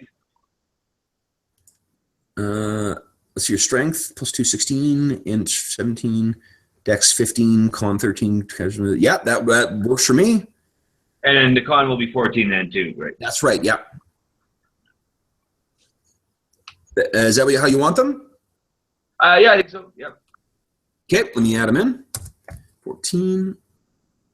Dex is 15. That's sweet. Int. Con. 14. Intelligence 17. This is going to be a really interesting character. Right, to be honest, Yeah, I like him so far. That's pretty fucking cool. Although, like, I should be surprised with you guys. Hit dice. Right. Your constitution is at 16 or 14, so that means your hit points are 10. 10. Badass. Let's see here. Simple weapons, constitution. Okay, so you happen to know, Steve, I'm going to send you a link in the chat here. This is to the Mage's class. This tells you what selections you need to make here. There are a couple things. First, I'll add in your proficiencies from your blah, blah, blah class, from your City Watch background. So what you need to make a choice of, Steve, is as City Watch, you're trained in athletics and intimidate. No, sorry, athletics and insight. So you have a choice between two of those ones that are listed on the character class. Right. Acrobatics, Arcana, Athletics, Insight, Intimidation, and Perception. Which other two would you like to pick? All right. Acrobatics, Arcana, I would like to go with Acrobatics. Okay. And Arcana. Nice. Athletics or acrobatics? Acrobatics is literally acrobatics, right? Acrobatics is like tumbling and like, yeah, that kind of stuff. Right. Because if I was trying to do some fancy stunt with my weapon, I could kind of either use acrobatics or athletics for that, right? Depending on what you're trying to do. If you're trying to dive roll and tumble through some enemies and whatnot, that's going to be acrobatics. If what you're trying to do is like leap down from a building and or like from one building to another one, that's athletics. Right. I think this guy's more athletic. Okay, so he's already trained in athletics from his time with the City Watch. Okay, cool. All right, well, in that case, acrobatics. Sweet. Okay, done. Okay, so you also get 2 additional languages. Okay. You know what? That doesn't make sense. It's 2 overlapping, acrobatics and athletics. I think. Sorry, if I could just change it maybe to. Let's go. You are trained in insight as well. Oh, I've already got all this stuff. All right then. The things you don't have, Steve, are intimidation, perception, and acrobatics. And acrobatics. Okay. Maybe what about intimidation or perception? Yeah. Okay, let's go perception. Perception, you got it. Never a bad thing for a City Watch member. Okay, now the other thing you got to pick, Steve, is there are. Let's see here. You have to pick a Magus tradition. So what this is there are 3 different options. There's staff. Basically, this is the way that you focus your magic into your weapons. The whole thing with the Magus is that you cast spells as well, but as you gain levels, what you're going to be increasingly doing is combining them into a crazy, dizzying display of martial power and blasting arcane damage. So what do you want to be a guy who fights with his sword, a guy who fights with a staff, or a guy who fights with guns? I kind of like guns, Guns. Your dexterity is only your dexterity is 15, so it's not, you're not a slouch. And honestly, it's going to be focused through your intelligence anyway. So that's cool. And there's the full slate of kind of firearms in this, just like in Iron Kingdom. So you can do, pistols or rifles or scatter guns or whatever. Right. And so the spells change depending on what I pick. Here's the way with the gun. Your spells don't, but your class features do change. As you gain, if you want to see, Steve, on the sheet or the page where it has the what do you call it, the the mages, at the bottom of that, it gives you what each of the different martial martial training gives you. Okay. All right. So there's sword mages, then there's gun mages, and then there's staff mages.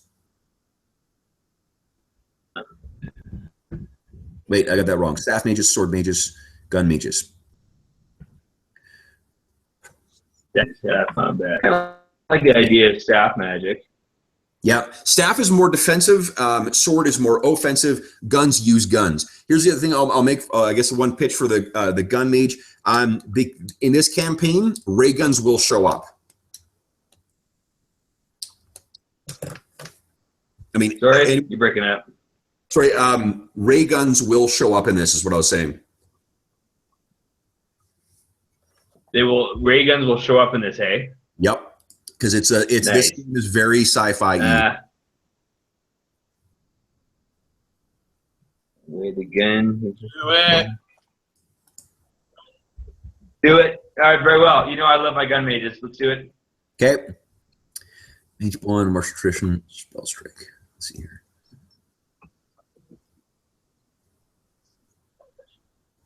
Okay.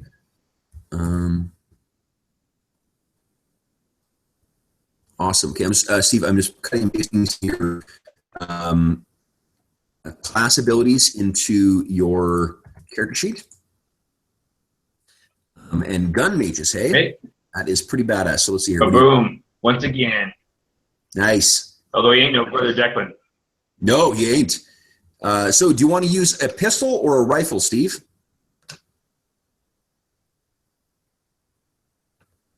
Steve, can you hear me? Hello? Hello. Do you want to use a pistol or a rifle? Is he a magical rifleman? Interesting. Because I guess the bonus is longer range. Nah, he's got to go with the pistols. Pistols? Okay. Okay, so firearms. That is determines what you start with. Well, actually, but if you're a city watchman, then you'd probably want a rifle, wouldn't you? Because you're kind of maybe shooting people and foxes and coyotes and things like that from the barracks. Let me tell you what. I'm switching to the rules for guns here. Let's see here. So the difference. I think he has to be a rifleman. That's gonna be pretty cool. A rifle. Here's rifle does 1d12 piercing. It is let's see, heavy loading. So you only fire once per round, but I think you can improve that as you go up, and also you can try and get a repeating rifle or like a ray gun or shit like that. Right.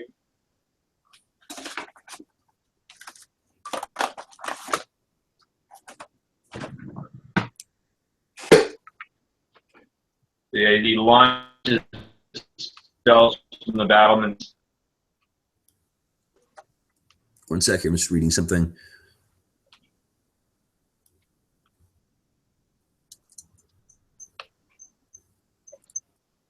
Oh, wow. Okay, so Steve, I'm cutting and pasting the rules for gun magic into your the second page of your character sheet, just because it's in the bio section, because I need more room for that.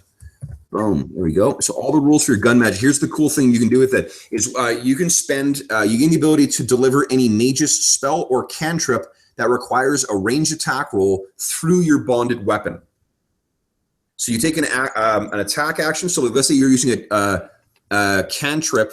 It basically uses up your action and a bonus action, and then you can deliver your cantrip and your shot through there. It does normal damage from your rifle as well as whatever the spell does.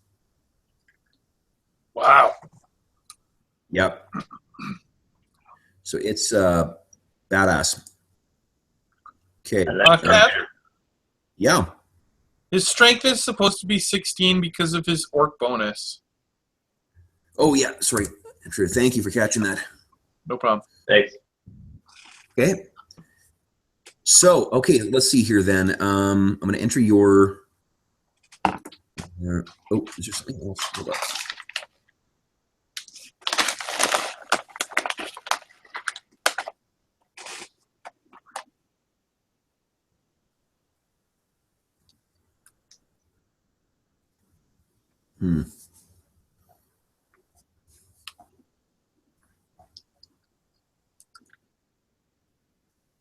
What are your other abilities here?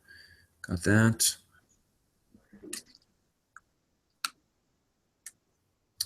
So you can use your weapon as your spellcasting focus for your spells as well, which is awesome. So basically, you can cast your spells through your thing.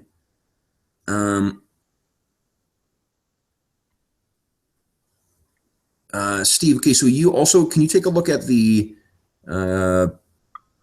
spell list at the bottom of the, what do you call it, the mage's class description, and pick 2 cantrips to know.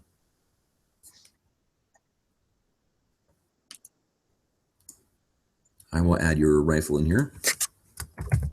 Cantrips. Nice. Get 2 of those. Yikes, 1d12 piercing. That's badass.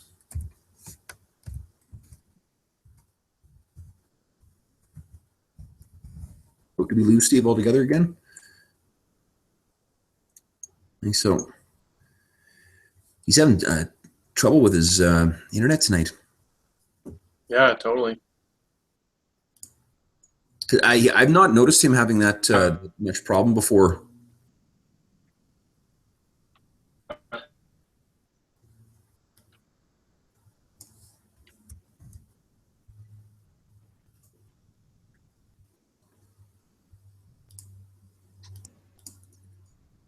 How about True Strike? Hello? Oh, I can hear you.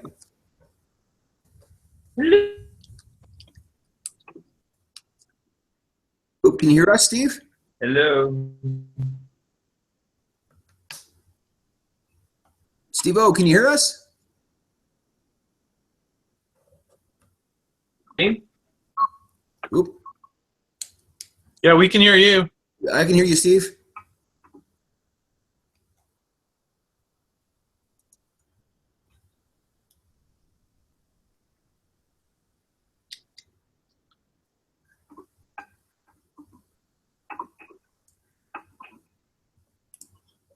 Okay.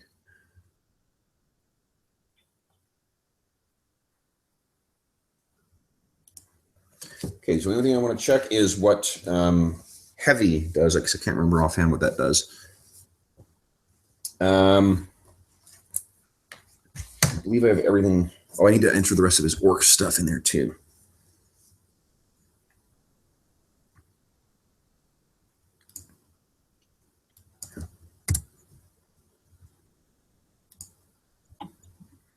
We lost him from the call. Oh, Steve, are you... Oh, shit. We can't hear him. He's moving in slow-mo in Roll20. That's weird. You know, I'm going to keep plugging his stuff in here while we're waiting for him to get back on. Oh, I hear some... There we go.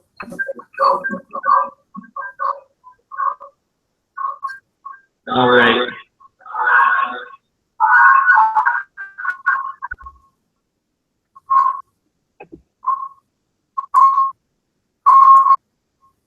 Oh, man. There we go. Okay. Oops, Steve, do you have us muted? True Strike and Thunderclap. Oops, can you hear Steve, me? mute yourself in Roll20.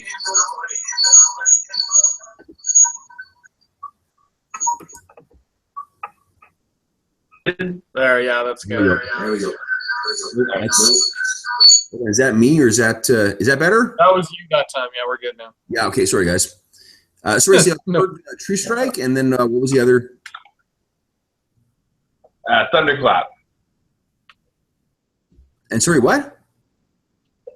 Good old Thunderclap. And Thunderclap. Thunderclap, I think, is a quite short-range thing, so that would be... Oh, actually, although if you can deliver that with your thing... Right? That's fucking badass. Okay, so let me just... give me a sec here. I'm just entering your race stuff. Oh, hold on. Let's see here. Do you have dark vision? You do. No, what do I... no, okay.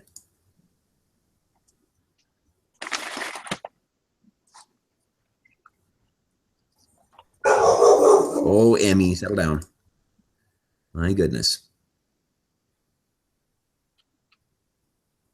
Maybe. Okay, so you got dark vision, which I will set up on your token, because that's looking cool that you can do that. 60 feet. And what else you got? You gain proficiency in the intimidation skill because you're an orc, which is pretty cool. Nice. There you go. Because you're just scary as all get out. Relentless endurance and savage attacks. Pretty cool. You get a lot of nifty abilities as an orc or half orc. These are all saved, Steve, onto the second page of your character sheet under bio. Right. I'm trying to make sure I've got everything that you need on your character sheet. So, okay, so and then you also speak Common and Orc, and then 2 other languages as well. All right. Other, I guess, common language would be like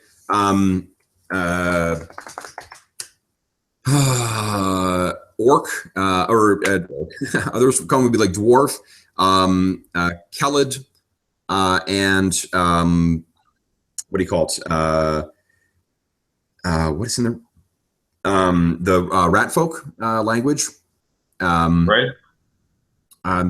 Yeah. I guess. Which one?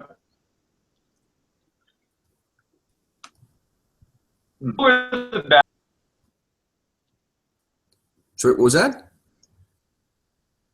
Oh. Hello, what was that? Who are the bad guys? Who are the bad guys in there?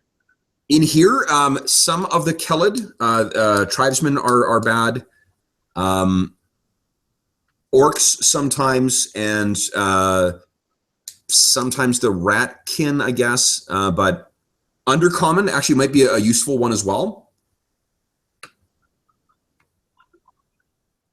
Did you catch that, Steve? Sure. Yeah, I like that. Undercommon. Okay, so that's like the language of the Underdark. So you got one more. Okay. One more language. What would you like?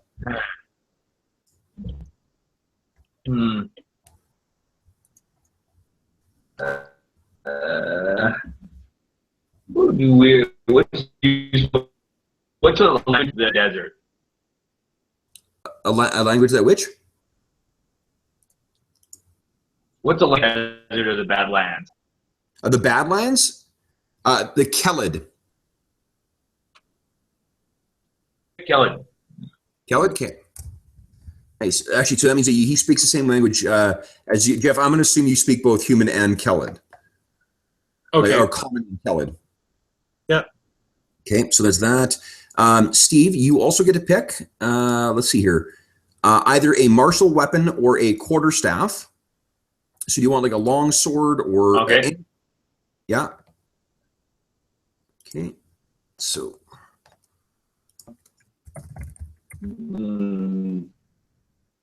Let's go sword. Go which? Or any martial weapon. Any martial weapon, yeah. So like a martial arts weapon. What's that, Steve? That was really garbled. Yeah, let's look at the martial weapons. So take a look under, it's page 149 of the Player's Handbook.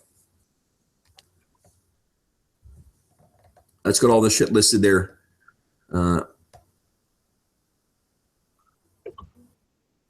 Oops. While you were doing that, I'm going to enter your cantrips.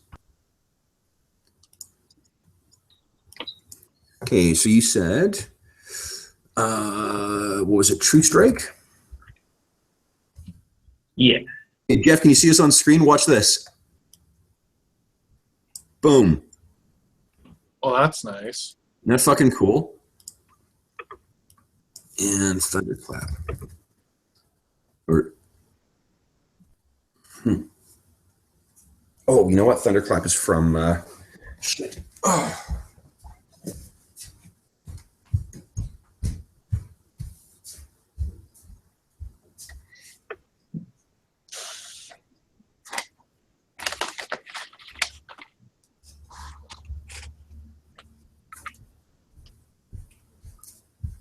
Yep, sure enough.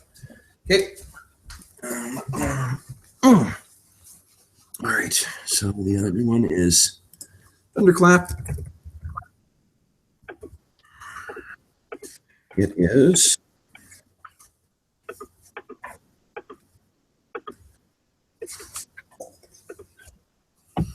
Evocation.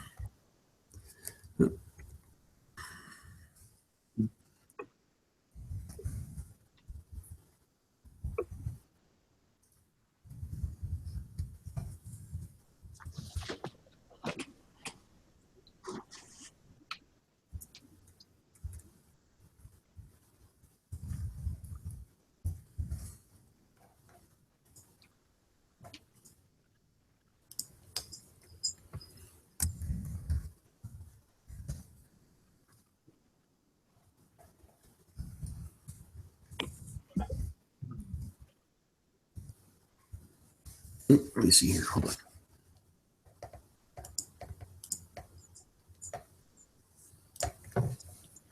Oh, sorry, I take a piss.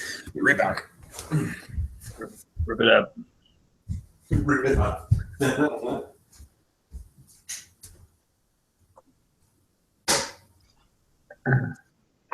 All right. Where's the handbook? Okay, if you click on the eye, Mm-hmm. it's like the third icon over on the right-hand side. Yep. There's like a built-in pages of the book. Here, you know what, Jeff? Sorry, there's no reason. You got your character sort of in mind here. Oh boy, are you able to create a character in under the tab, or do I have to add it for you?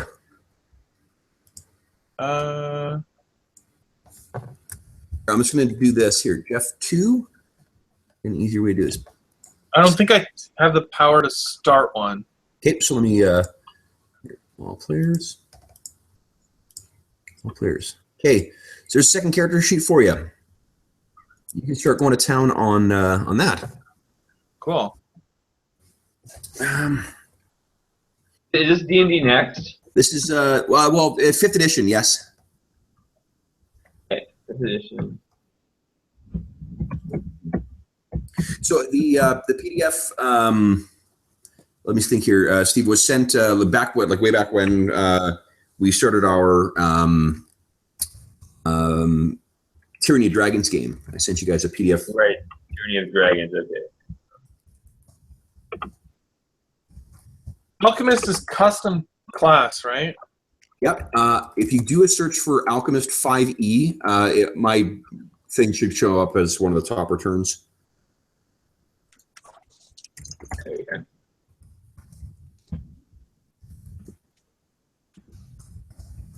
Also, Google probably knows that I go to your website. So.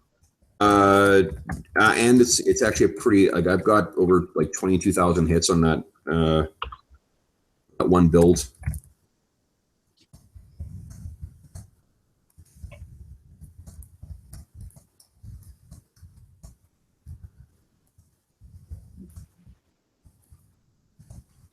Okay, so let's see here.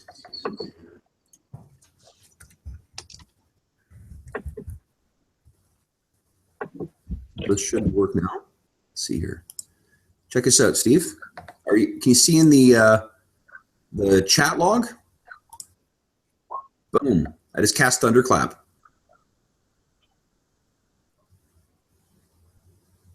There's my True Strike. Oh, nice. There's boom, Thunderclap. Sweet. What does Thundercloud do?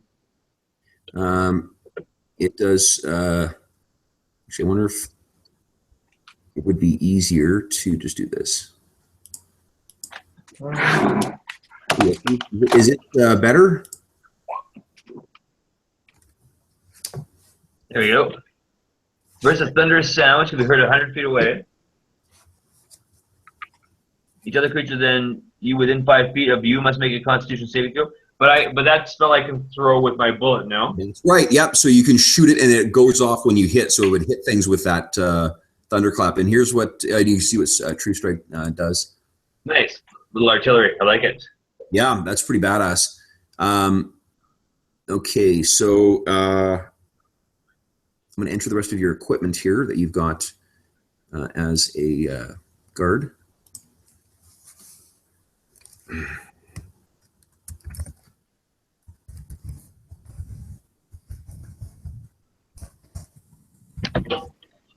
What?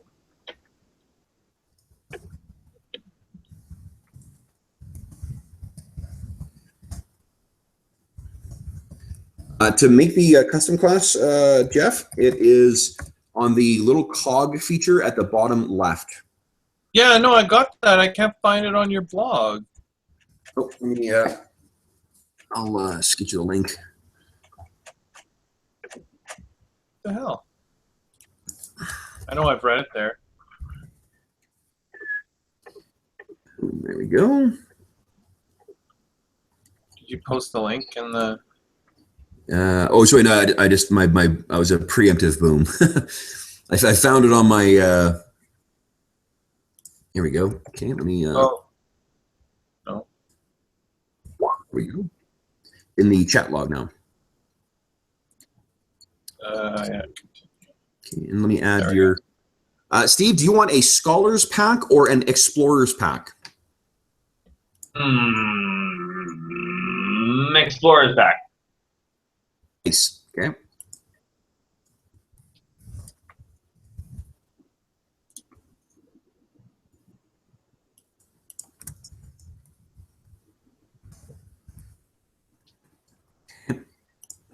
And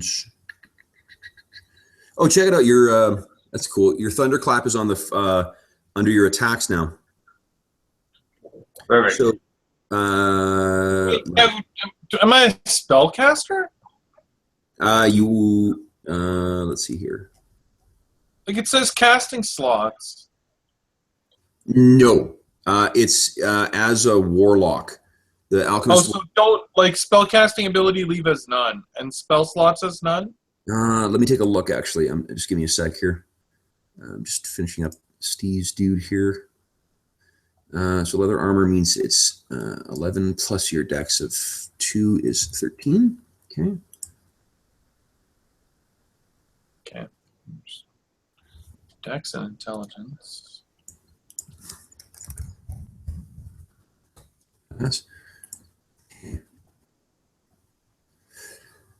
So I think all the stuff from your class. So see, what I need you to pick is whether you're picking a martial weapon or a quarterstaff, and then your character is this guy's ready to go. Yeah, I'm just trying to figure out so quarterstaff. Hey, that's actually maybe not a bad pick. Because there isn't really a. What else is a good martial arts weapon? Oh, a good martial weapon. Well, given your strength, because assuming like you're probably not going to use a shield ever, so the you might as well go with a two-handed weapon. I would think, like maybe like a great sword as a backup might be a good option. That's a lot of damage. But you're not actually trained with it. Never mind. Oh no, no, you're not. Right. Yeah, you're not trained. Okay. Trained with any. You can pick up a simple weapon if you like instead. Okay, simple. Yeah, because they're kind of cool. Actually, no, like a quarterstaff. You're right. Like a quarterstaff would give you 1d8 damage, which is pretty good for those. It is. I like it. I like the concept. Yeah, let's do it. Okay.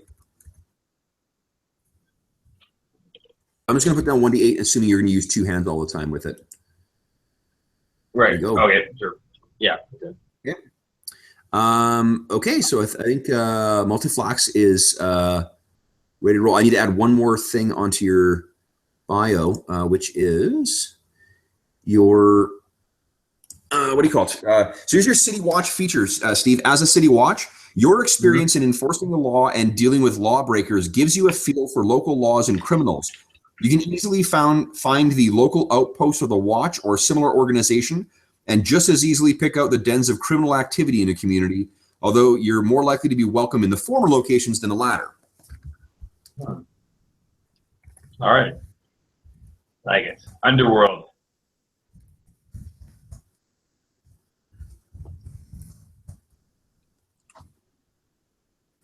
To put an abbreviated version for now.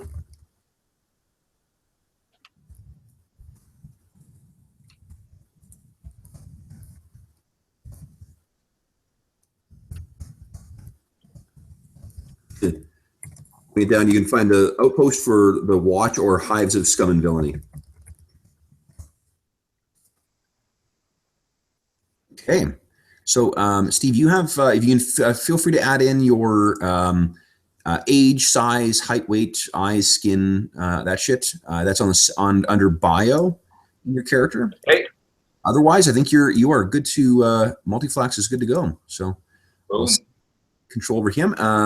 Jeff, and I'll see. Okay, character sheet. All right, now what the fuck is going on here? Spellcast and spell slots.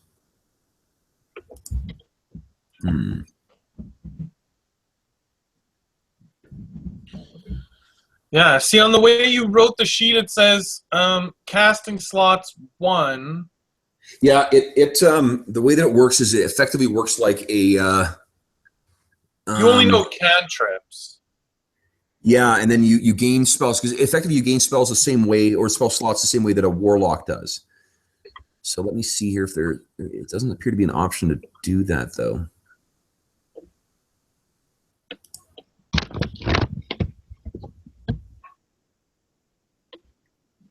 Let's see here. I'm gonna let me see here. I'm gonna switch you to warlock. I'm curious what that shows up as. Oops.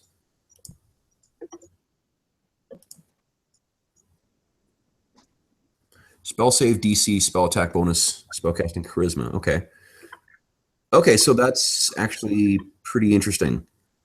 So then I think that we don't need to worry about that. We'll just add that in. We use your custom class here. And then what we will do is just follow. Sorry, so under your spell save DC 0, spell attack bonus 0.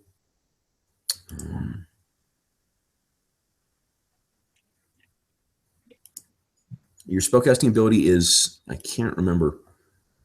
I think it's intelligence. Yeah, that sounds right from what I read. Okay, so let's see here.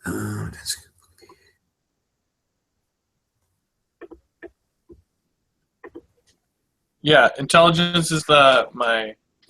Okay, so we'll just put intelligence in here. And then it should update your spells. Bingo, there we go. Spell save DC is 10, spell attack bonus is 2. Did you roll your attributes yet? No. No? Okay. Not. Cool. Okay. So why don't we do, we'll do your character and Steve's second character simultaneously here. So I think we've entered everything for Multiflax now. Steve, do you have a name for your dwarven paladin?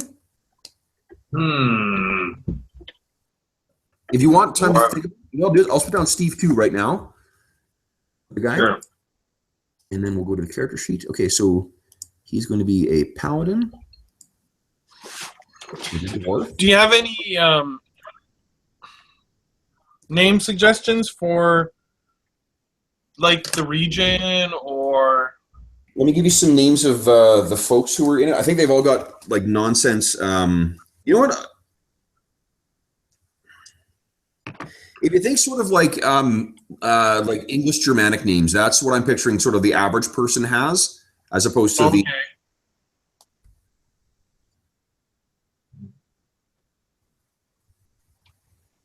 Yeah. So those types. What game have I been reading recently? Oh, that has a bunch of names in it.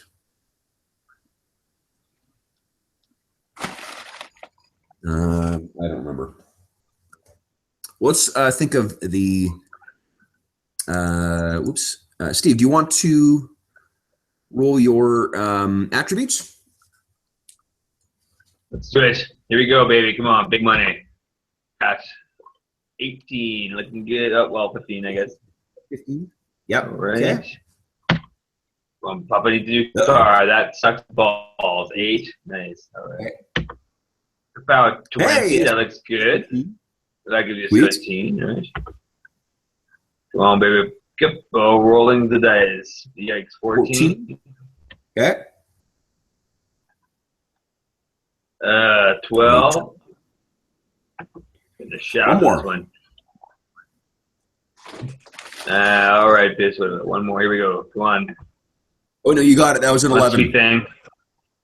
The last one was at 11, Steve. 16. 11. So last Okay, one. 11 things. You got one too many And rolls. then 16. No, the 16 was one too many rolls. Sorry. Okay. Here's what you got. There you go. Alrighty. And as a dwarf, you will be gaining. +2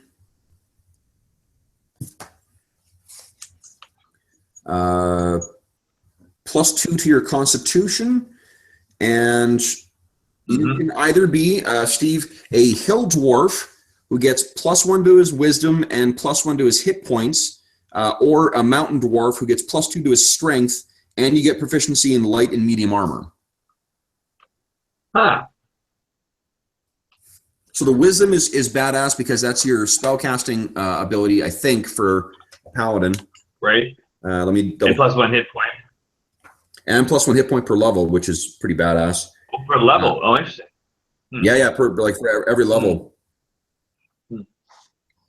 Or +2 strength. So it really, I guess it depends on what. Interesting. Your spellcasting stat is charisma, not wisdom. not wisdom. Well then. Oh, that changes things a bit, doesn't it? Yeah. So which is the better one for you, the extra hit point or the? Yeah, I'll go with the strength and the armor. Strength and armor, badass. Okay. So that means you're gonna have +2 to Constitution, +2 to Strength. Boom. Alrighty. Let's see here. Let's give them then. Yeah, okay. So 15 for strength +2 is 17. Okay. All right.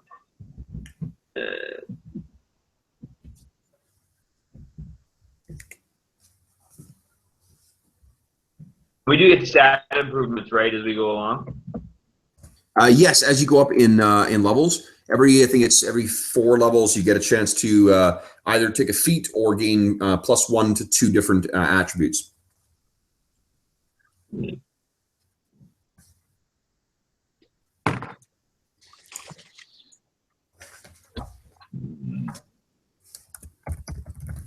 As the clan crowd, I'll give you your proficiencies from that. History and insight.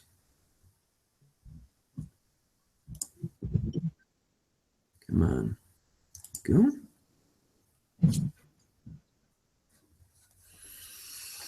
How's the alchemist coming along, Jeff? Good. I guess I should roll his abilities. Oh, sweet.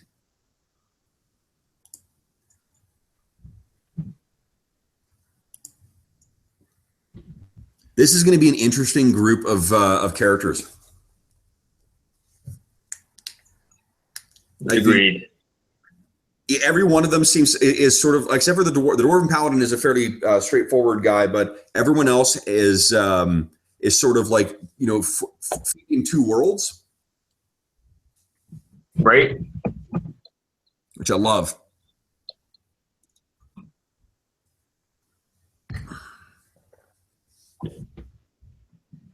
Okay. What else can I do here? I can do 1.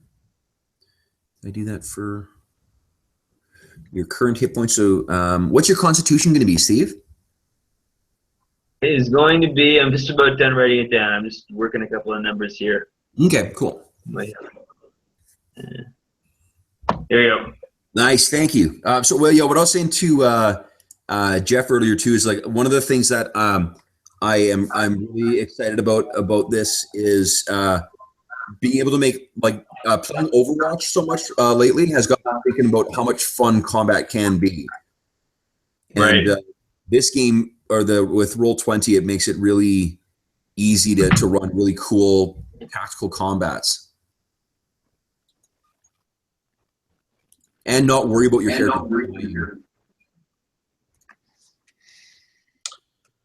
So that is. Am I echoing? Nope. Holy shit. That's a legit 18. Hey, nice. And a 17. 18, 17. 16. 15.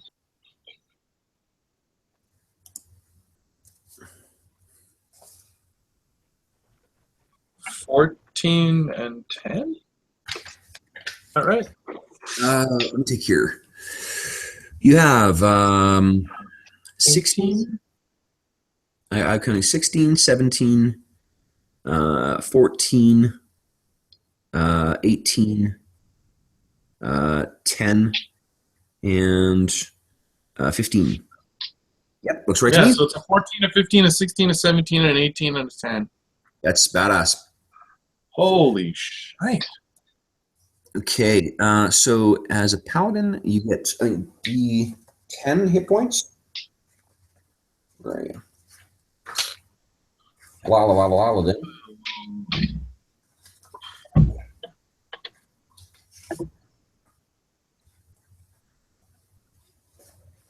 I don't want to jinx it, but your connection seems really well to sort itself out, Steve. Yeah, doing better now. Yeah, it comes and it goes. I guess it's spotty. Yeah. Okay, so you got 13 hit point maximum. Your current hit points are 13. That's badass. Nice. It's pretty badass, actually. Okay, so as a dwarf. Ooh. Hello. Hi. So what other stats are important as an alchemist? I think it depends on oopsies, what the fuck am I doing? Dex? It depends on what you choose to sort of focus on. I think Dex is important. The bomb cantrip. If you take the bomb cantrip, you do need to throw it, I think.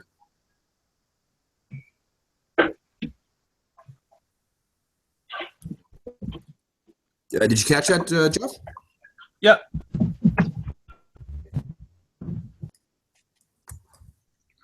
Everybody's so strong, I'm going to put 10 as my strength, I think. Nice. That is a ridiculous character roll. Yeah. Hey, Steve. For your dwarf, would you like to be proficient with smith's tools, brewer's supplies, or mason's tools? This is in addition to your blacksmith's tools. Okay. And a smith's tools is what? Yeah, that's you've already effectively got that. So, okay. Do you want to be mason's tools, so like being a stonemason, or brewer's supplies? You make beer. Make beer. Yeah. Wow. Interesting. Mason, this guy's a builder. Well, he works as a builder god, so maybe stone. Stone. Okay. Okay, so mason's tools done. Worships the builder.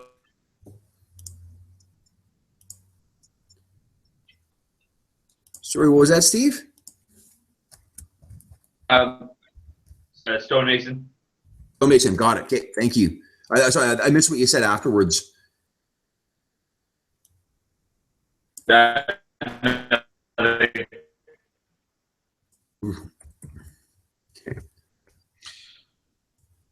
So I have plus, as a human, I get +1 to 2 stats. And a skill and a feat, or +1 to all your stats. Okay, so I'll do the +1 to 2 stats, the extra skill, and the feat. So I'm going to do +1 charisma and +1 constitution. Okay. You're entering that stuff, yeah? Yeah, I'm just telling you what I'm doing. Okay, cool. Thanks. Yeah, no, I'm not. I am interested. I'm just not. I can't see it right now. Okay, let me see here. Now, Wait, what?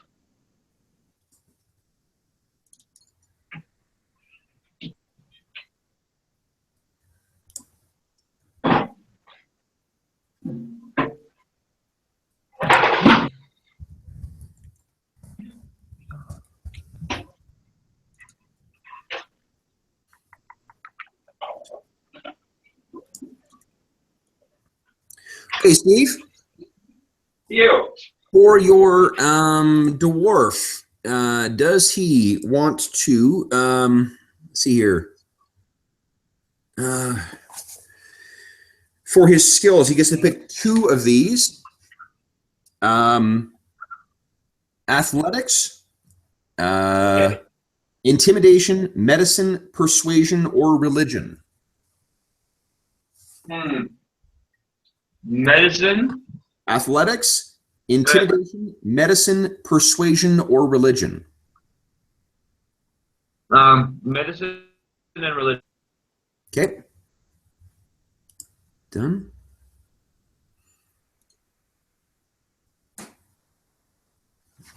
Okay.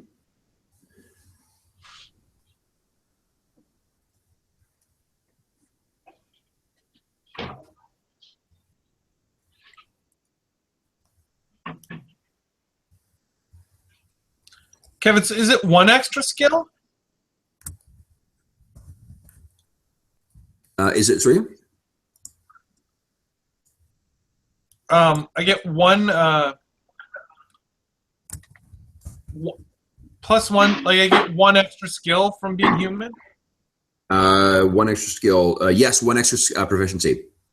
And should that be in one of my class skills? It should be. No, it can be anything. That's kind of the cool thing with the human ability. Okay.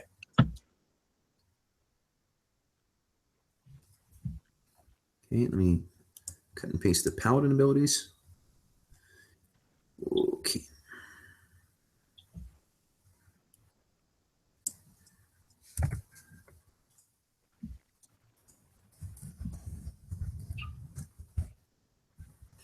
You can make like a Bon Jovi song and lay your hands on people.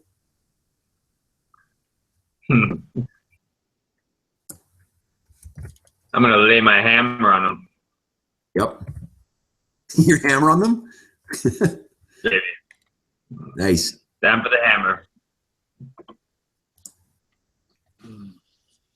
Okay, let me see here. I'm going to add the feature here.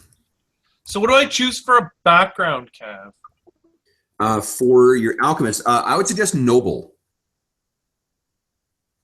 Okay. I think what you were describing him as sort of someone from the upper crust. So where that would be, this is it's not in this little thing here. Okay. No, okay. So the skill proficiencies are history and persuasion. Gives you another language,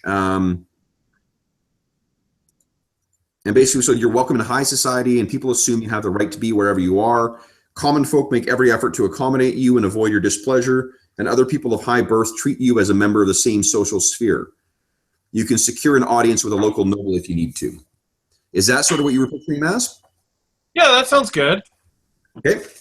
So the it's on page. If you got the PDF, it's page 135 of the PDF.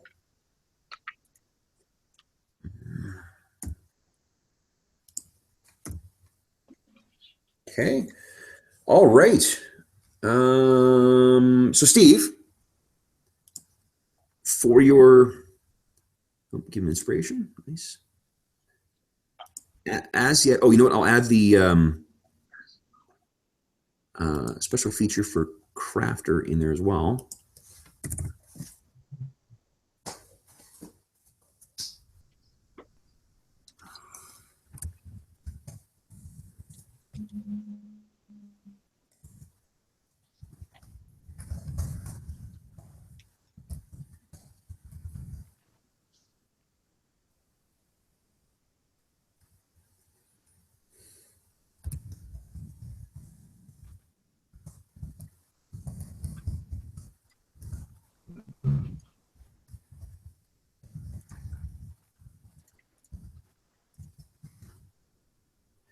All right. Steve, you get one more language as well with the dwarf. Other things, let me think what might be useful here.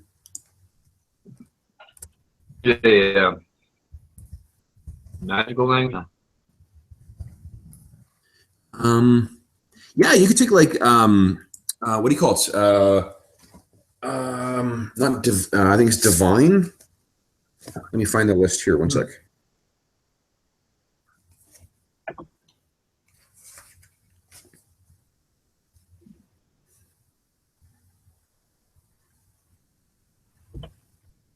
Like the language of angels is what I'm wondering. Well, Fuck off. I hate that makes sense. You know, if it's nice to have a really comprehensive glossary, but when all it refers to is like a one sentence thing that says like you can pick languages, don't make that as one of the fucking search returns on your glossary. When I'm looking at languages.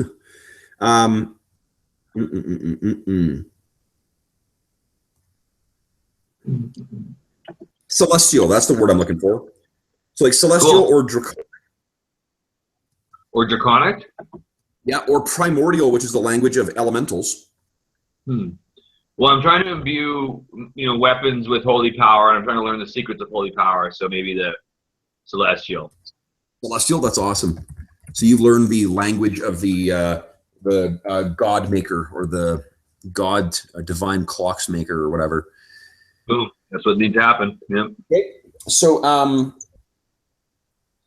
that's awesome. Okay, so what I need from you then, Steve, is the paladin also starts with some gear.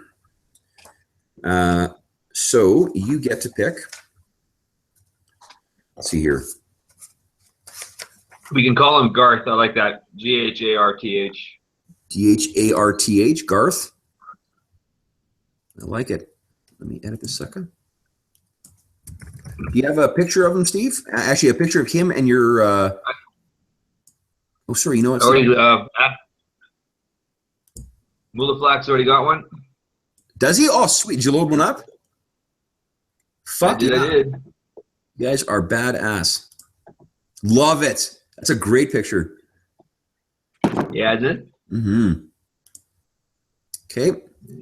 And then, so we need one for Garth. And love that too. That's a good one. Okay, so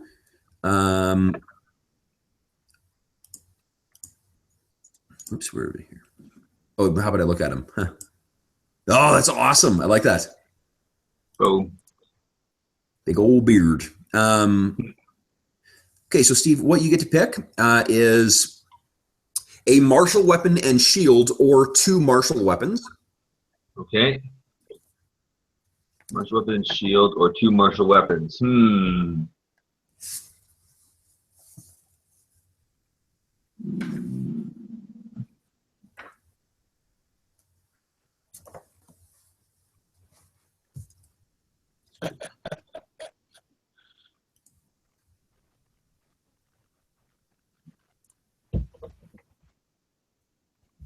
Well, I guess Warhammer and shield then.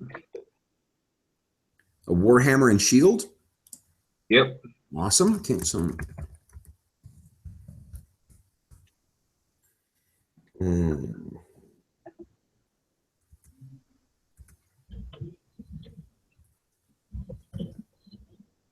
And I get armor too. Nice.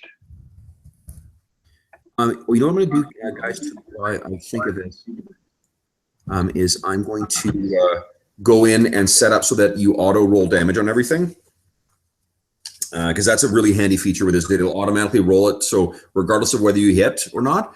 One thing I'll point out, can you guys look at the results column for a sec? I want to show you something. Boom. Wait, where? It automatically rolls advantage and disadvantage for you. So the first number, if you don't have advantage or disadvantage, take the first number. If you have disadvantage, take the lower of the two. If you have advantage, take the higher of the two. Nice. What I'm going to do here is I'm going to set it so it auto rolls damage. And now, check it out. Boom. Kapow. Very nice. Anyway, so say that one more time, Cap. If you have disadvantage, you take the lower number. If you have advantage, you take the higher number. Yep. And then if you have neither, you use which one? If you have neither, use the first one.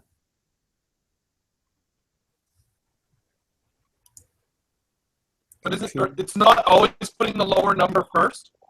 No. That's the first number that was rolled. Okay.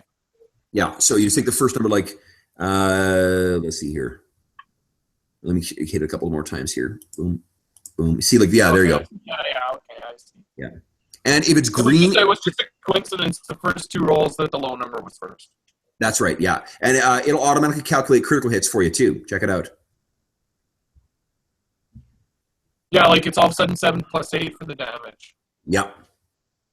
That's awesome. Yeah, and then you just ignore that if you what do you call it? If you are rolling disadvantage, you just take the first number. So Steve, your AC is 15. What kind of armor do I have? You have chainmail and a shield. Nice.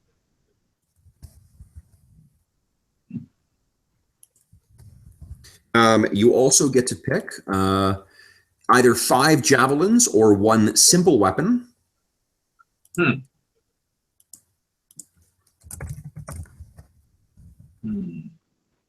5 javelins.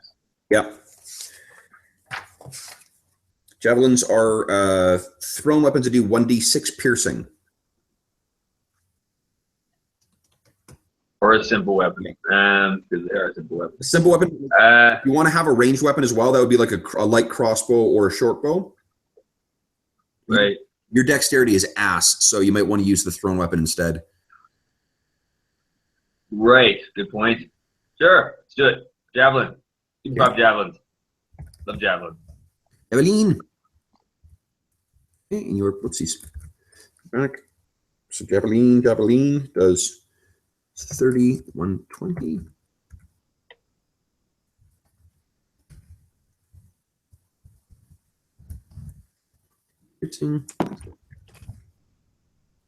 Boom. So nice. Wow. what do you do?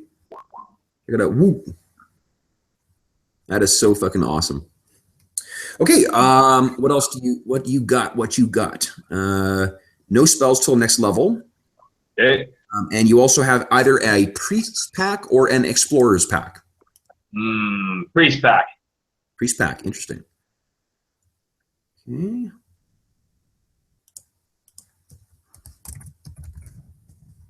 Okay. And I'll add your equipment from being a member of the City Watch.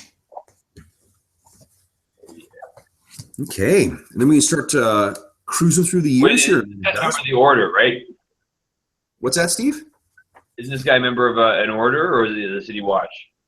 He is. No, you picked City Watch as his background. Oh no, you picked a Clan Crafter as his background. Forgive me. So he is sort of like you are a priest, but you're not a full time. Like you're a member of an order, I guess, but you're not a full time priest. Like that's not what you do all day. Sure. I'm a which mad to be honest, scientist. Sorry. I'm a mad scientist. So I'm trying to make crazy weapons. Well, certainly. I mean, between your smith's tools and your mason's tools, you're certainly a talented crafter for sure.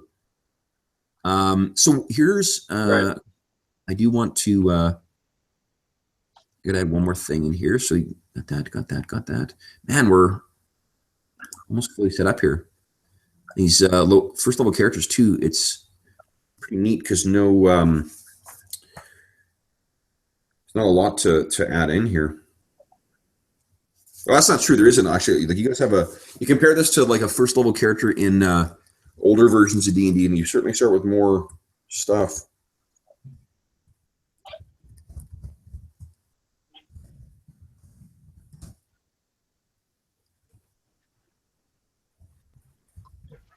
What's your Steve? What is Garth's mark? Like, what is the thing he leaves on his creations? Interesting. This. The sigil of the creator goddess. Oh, of Bree? Yeah, Bree.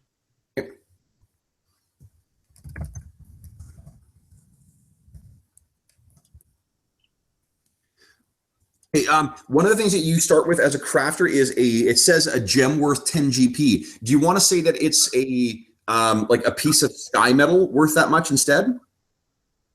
I like that idea. Yes, please. Okay.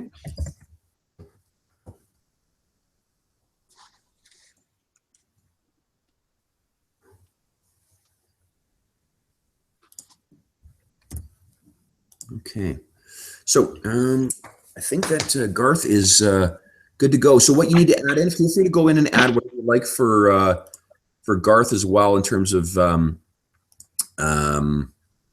his what do you call it? Personality traits, ideals, bonds, flaws. You can also leave those empty and see how he develops in the first adventure as well too. For Sure. Get out of here. Okay, I'm going to go into multi-flax. I'm just going to set these to auto roll damage. Go.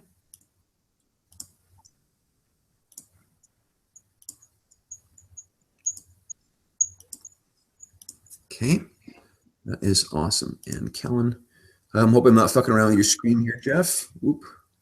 Sorry if I am. Oh, yeah, go ahead. Okay, sorry, I'm done now. Like 2/3 done. I was just finishing a few things. Is he? Nice. What did you go with for skills or spells? I didn't pick spells yet. Okay. So where do you choose the spells from? From the... Okay. First you get, let's see here. So let's see, you picked an alchemical college, advanced alchemy, formulaic alchemy, and so you know 2 cantrips, and then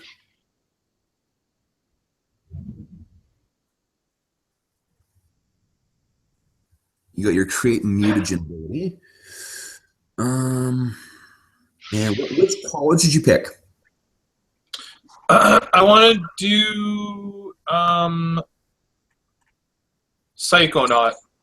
Psychonaut, nice. Okay, so what that means is where is it here? Psychonaut. It's the 3rd one down. There you go. So comprehend languages and identify are in your spell book. Okay, so how do I add those?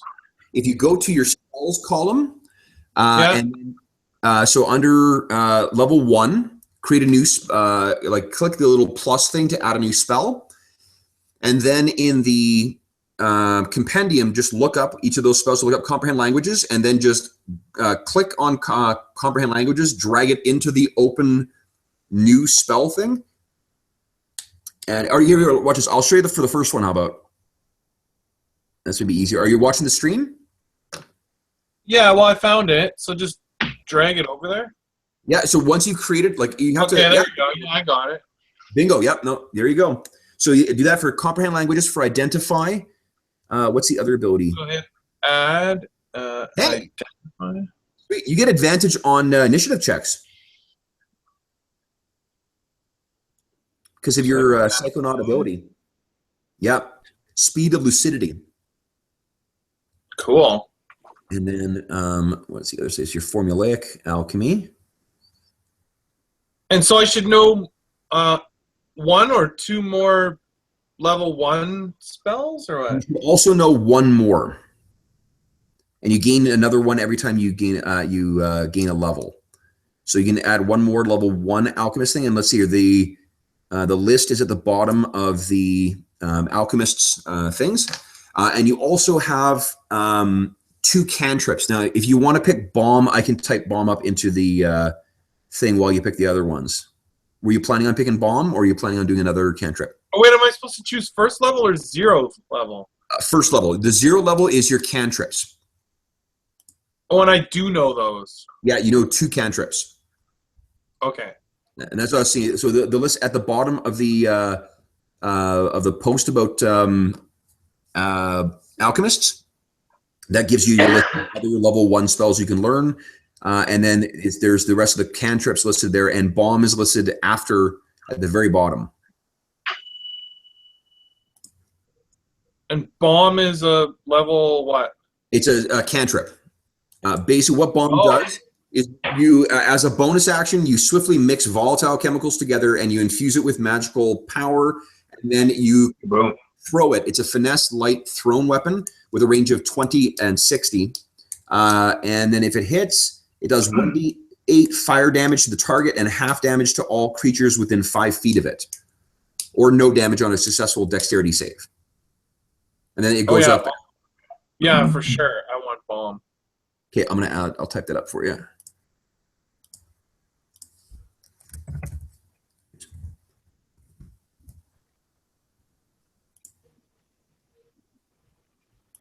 The hell is false life?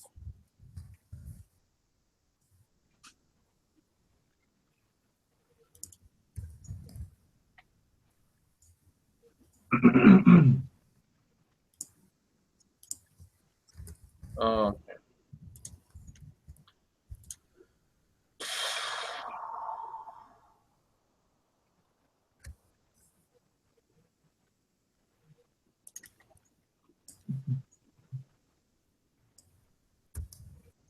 Okay. So your bomb cantrip is, I think, entered. Let's see. Yep. Look at that. Boom. And then I will add a bomb thing in your attacks section. Your dex is better than your strength, right?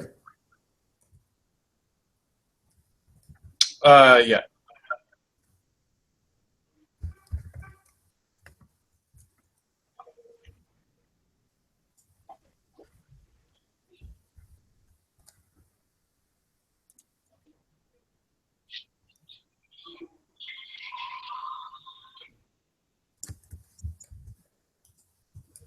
Okay. Bomb is, oh, check it out.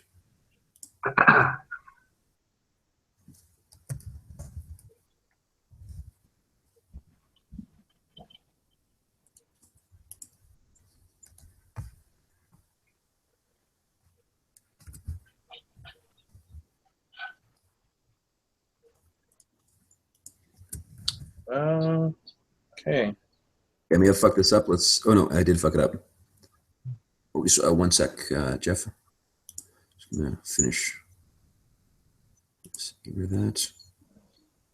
Let's see, does that work? Nice. Okay. Sorry. Back to spells. Go ahead.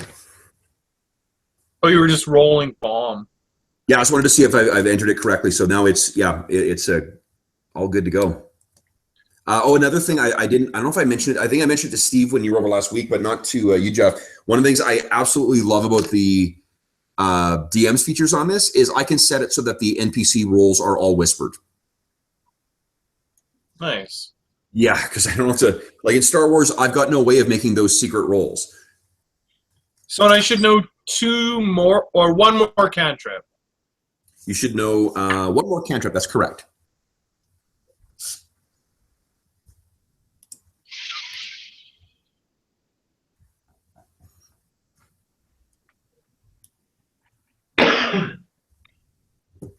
Did you enter all your proficiencies and stuff as well? Yep. Yep. Well done. I'm just missing items, I think. Yeah, so you'll miss a light crossbow and 20 bolts or a simple weapon. That's awesome. You know what I'll do is while you're waiting, leather armor is an automatic thing. I can add that in for you. Oh, which you've already done. No, you haven't. 11, so your armor class is 14. Your armor class is pretty good.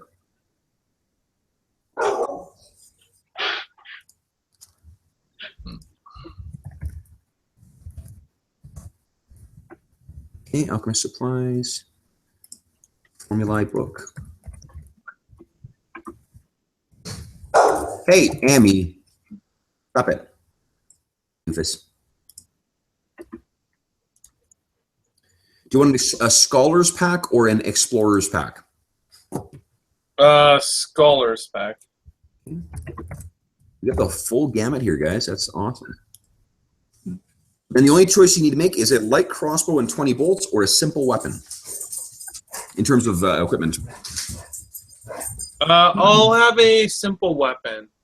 Simple weapon. So those include things like short swords or quarterstaffs or clubs. Is there anything like not very weapony? I know that sounds silly, but a dagger maybe, or hand axe. Yeah, he's got like a what's that? Or a hand axe. No, he's got a really ornate, expensive dagger. Okay, I'll enter that as one of your attacks here. And I got my last spell whenever you're done typing stuff. Okay, just give me 2 seconds here.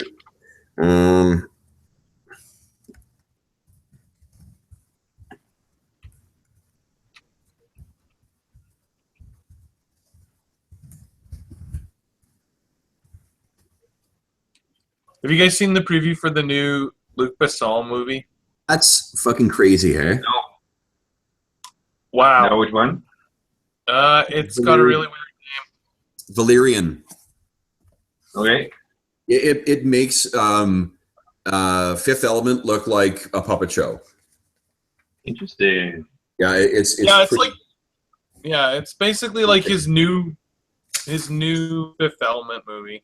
Yeah. Okay, so yeah, go ahead and add your last cantrip. Yeah, you should check it out, Steve. I will.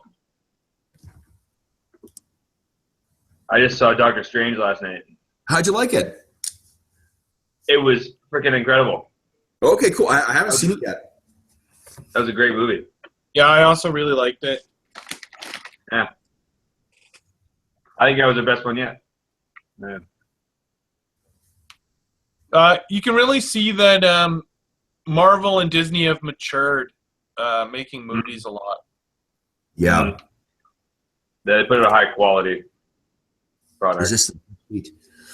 Okay, so guys, I think our characters are fucking ready to roll here. You know, I'm gonna. Oh, I love that alchemist picture. Isn't that great? That's really fucking good. He's kind of like the creepy rich dude. I'm just gonna go to the token bank and create tokens for each of these characters. Bear with me.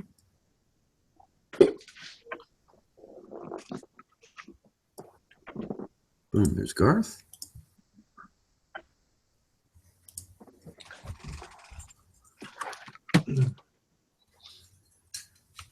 I love that Callan and Tor are enemies. They're enemies? Nice. Yeah. No speed. Like not to the death or anything, but Not they're frenemies? well, no, they're in love with the same girl. Uh-oh. Rivals. Rivals. There you go. But it's to the point where Tor bullies Callan. Mm-hmm. That'll happen. Women, man. Yeah. Pros before O's. You know, he has a. Is it a younger sister that Tor has, or a younger brother? It's a younger brother, isn't it? Yeah, younger brother. Well, I mean, you know, we don't know yet which way that Callan swings. So. Those alchemists. Even back then, the gay guys are into the drugs. Textbook self-loather. Okay. I've been. I spent today getting ready because I had that Delta Green session last night. So I was spending today sort of brainstorming what to do with the campaign going forward, and I've got this crazy idea to intersperse, like, as I'm introducing things like ancient cults and shit like that, is to intersperse it with like flashback scenes, like war story sessions. Call of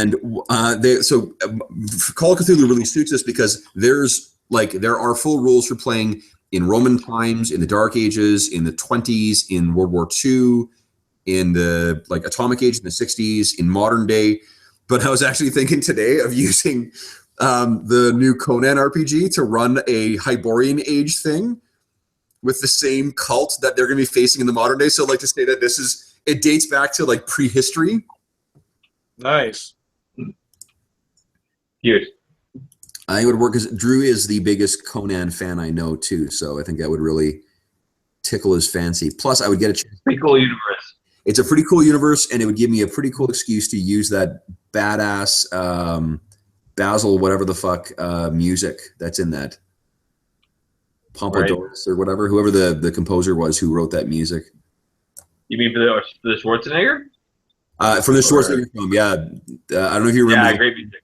The theme song is I love that. Unfucking real. Okay. Perfect. So let me introduce you guys to your home. Here we go. So you may want to zoom out a little bit because it's a pretty big map, but this is Torch. What's the Torch? Welcome to Torch, guys. Actually, I'm going to grab some more water. We'll take a 2-minute break here. I'm just going to grab water and Break. we'll get into the monthly grind.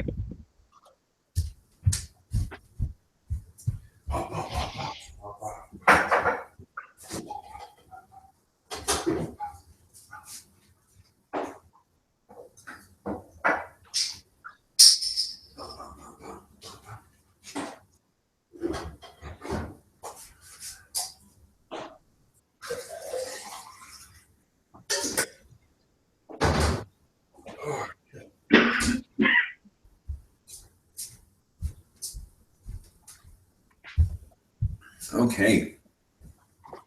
I got that Conan new song in my head. Like that plus Overwatch. That's what my night is going to be later tonight. That's actually not true. I'm probably going to go fucking sleep. But okay, we'll wait for Steve-O. Great. I can guarantee we're getting at least one scrap in tonight because I just want to see how it goes. Oh, yeah. Okay. So this is Torch. This is the side or the bird's eye view of this. Now, let's talk about where sort of you guys are sort of, where obviously any of you who work in the forges, which would be Tor and Garth. Yep. You guys would work right up here in the right at the top, and you'd be dragging everything down at the at the end of the day. For Multiflax, you are part of the what do you call the militia, and the garrison is over here. See this little building right here? Yep. Circular roof. That's where you actually live. So you're part of garrison. Garrison and Callan. Tell me about what you're picturing about your family. Yeah, I don't know what the nobles or the rich of Torch where they'd be or what they do. Okay, Maybe. Can I suggest that your mom is actually someone named Sarantha Olendir? She is a charismatic and influential leader on Torch's town council. She lives in this massive home that's right down here. Cool. Yeah. She lost her husband 2 years ago to a back alley mugging near Silver Disc Hall, and I'll talk about that in a moment. Since then, she's made it her mission to ensure that Torch doesn't become a den of crime and corruption by taking a more direct hand in shaping its politics. Nice. Yeah, I like it. Oh. So it means Callan's last name then is Olendir. Olandir. Okay. Or you can pronounce that Olendir. Pardon me? O-L what? Olandir.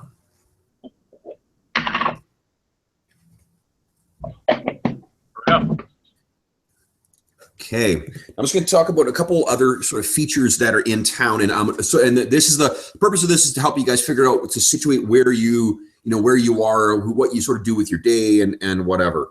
So other important things is right here is Silver Disc Hall. Now the currency in Numeria is this thing called a silver disc. Silver disc is basically a small circular thing with like burned out circuitry on it. It's one of those like Numerian artifacts that that people recover quite often from it, and it's become sort of a impromptu currency in the region. So it's an easy thing to exchange. It's not actually made of sky metal, at least not the sky metal that they're interested in reforging. So it doesn't really have any other uses other than giving it kind of a post-apocalyptic trading bottle caps kind of value. The Silver Disc Hall, however, is a gambling house that is run by a guy named Garmen Ulreth. And Garmen Ulreth is, let's see here, who was the Tor? You know that if Ulreth doesn't run actually, you know what? And Multiflax would know this as well. If Ulreth doesn't run the Rope Fists are the local thieves guild. And they're named because they are Kelid descended people, so black-haired, light-skinned, from taking their fists and wrapping them up in ropes and then, beating people with them.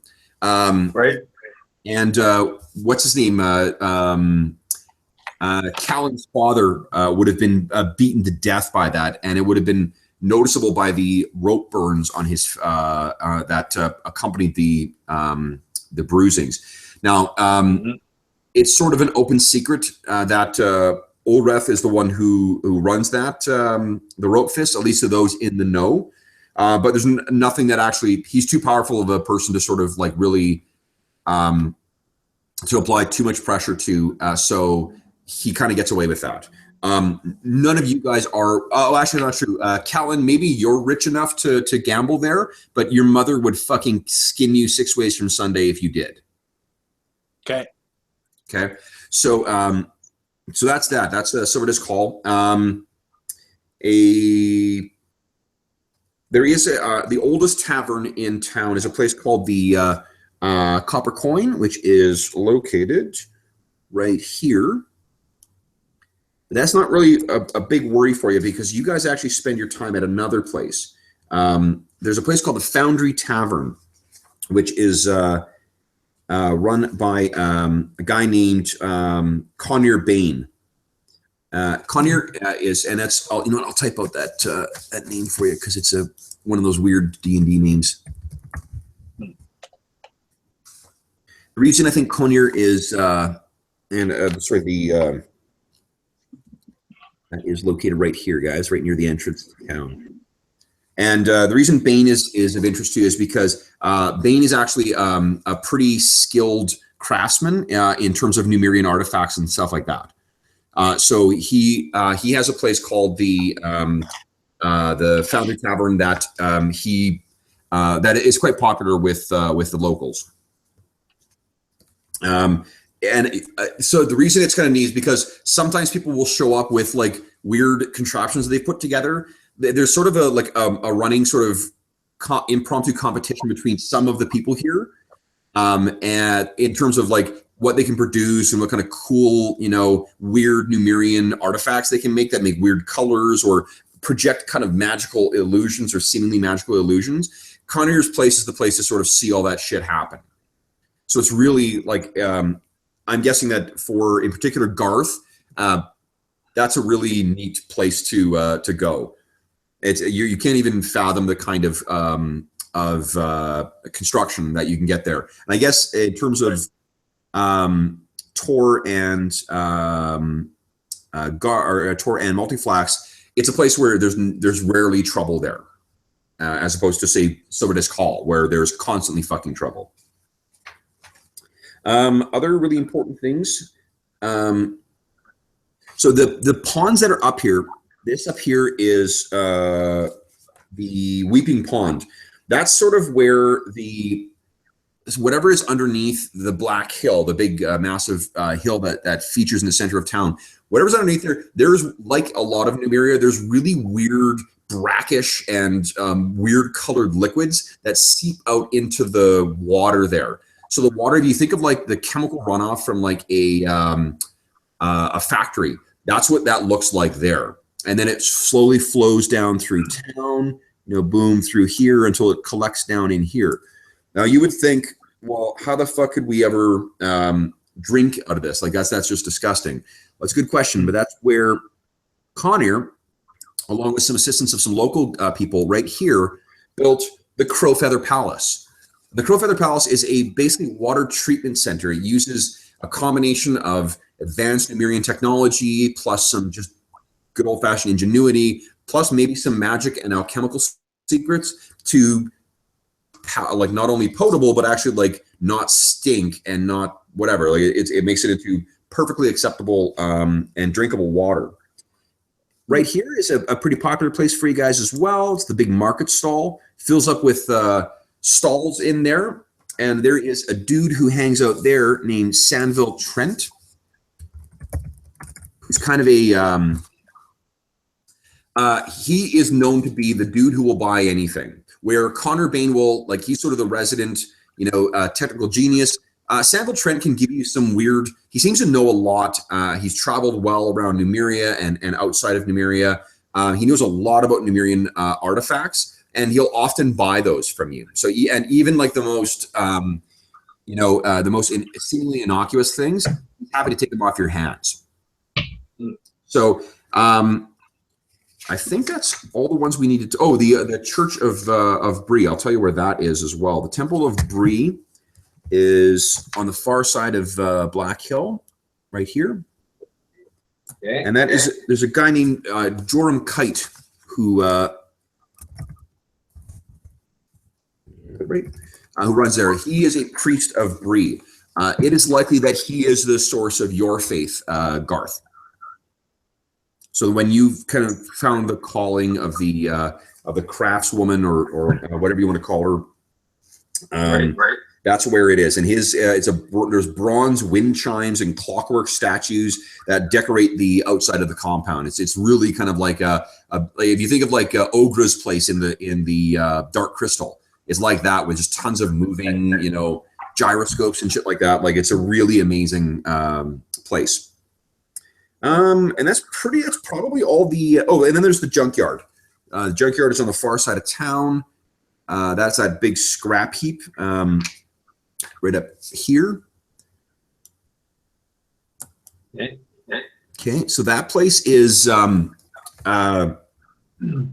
where you what do you call it? It's run by an old it's tough to know his age because he's so covered in soot and grime and shit like that. It's a gnome, a rock gnome named Garrett Bullwaddle. Here's his name. Whoopsies.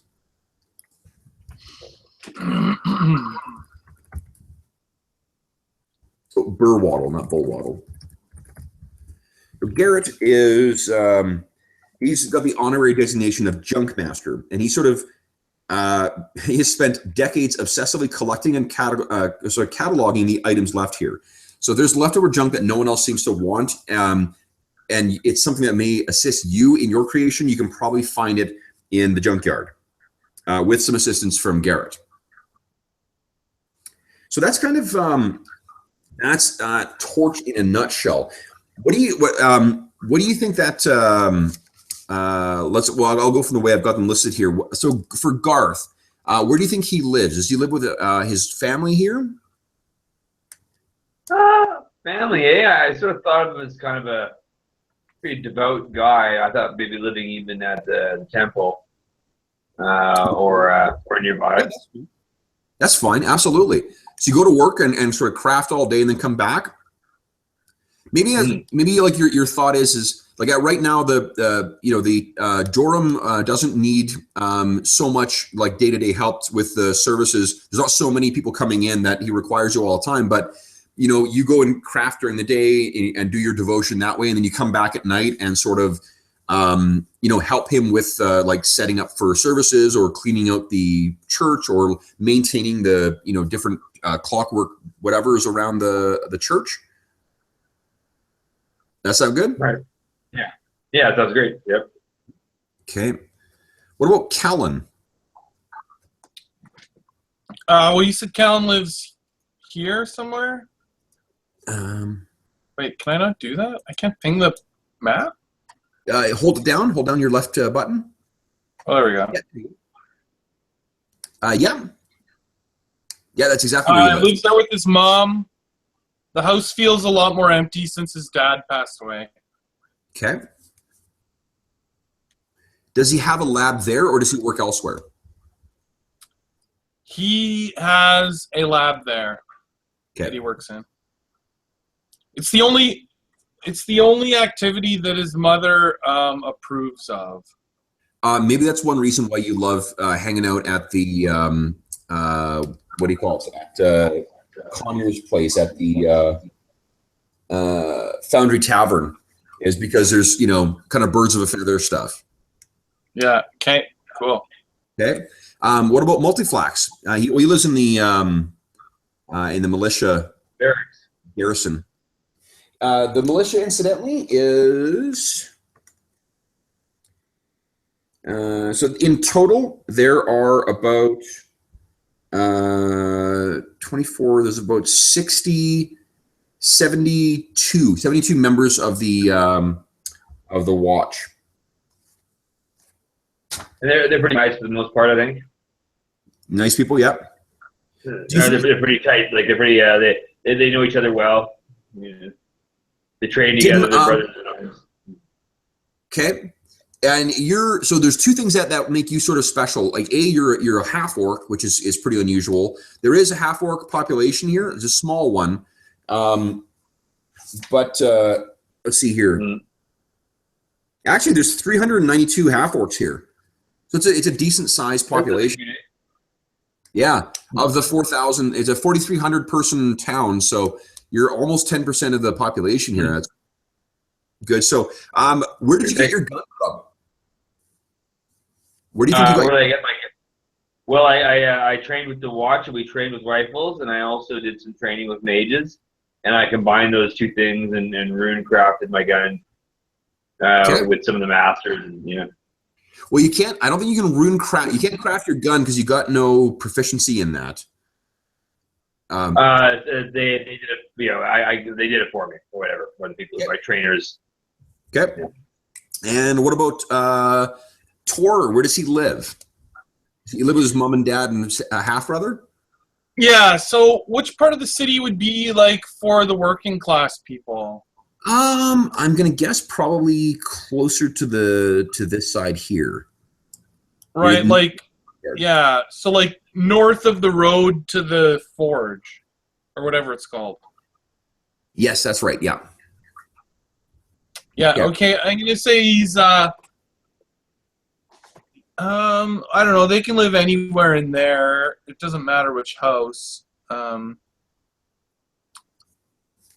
I guess based on the number of people you said and the number of buildings that I see, a lot of these are multi-family dwellings. Probably, yeah. So I'll pick one of the in the very back there. There's some actually quite small ones. Okay. So like one like sort of like this.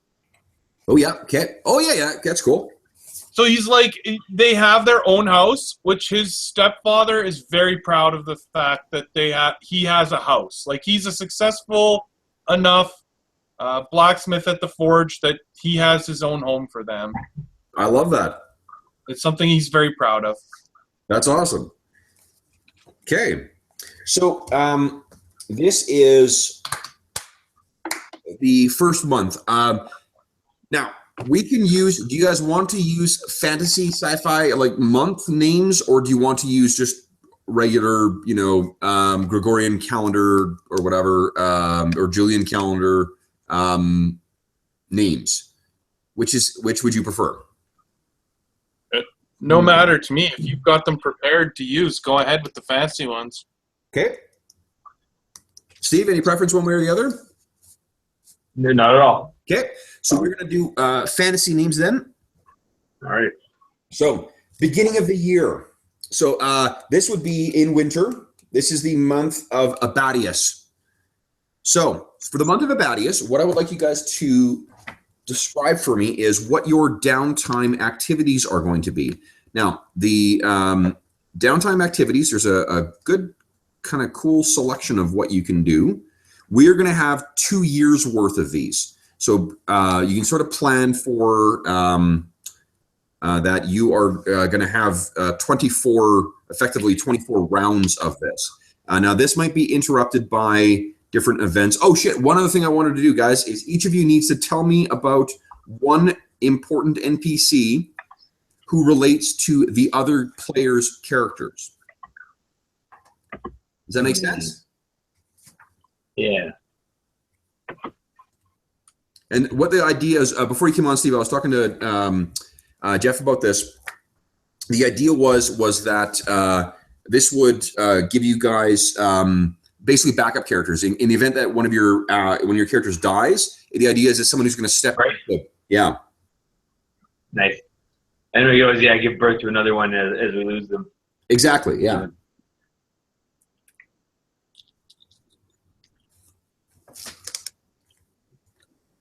So what do you think? Who would like? I have one idea. The character, it's just real simple, and I'd even let Steve define it a little bit. Is another member of the guard, the town guard, or what are they called? The city watch. Who is Mulifax's basically his best friend in the guard there. Sorry, Callan is? No. These are new characters that are uncreated at this point. Are you making one for me? Got it. All right. Yeah, and then you're going to do the same. I'm choosing some characters that relate to your characters, and you're choosing some that relate to mine. All right.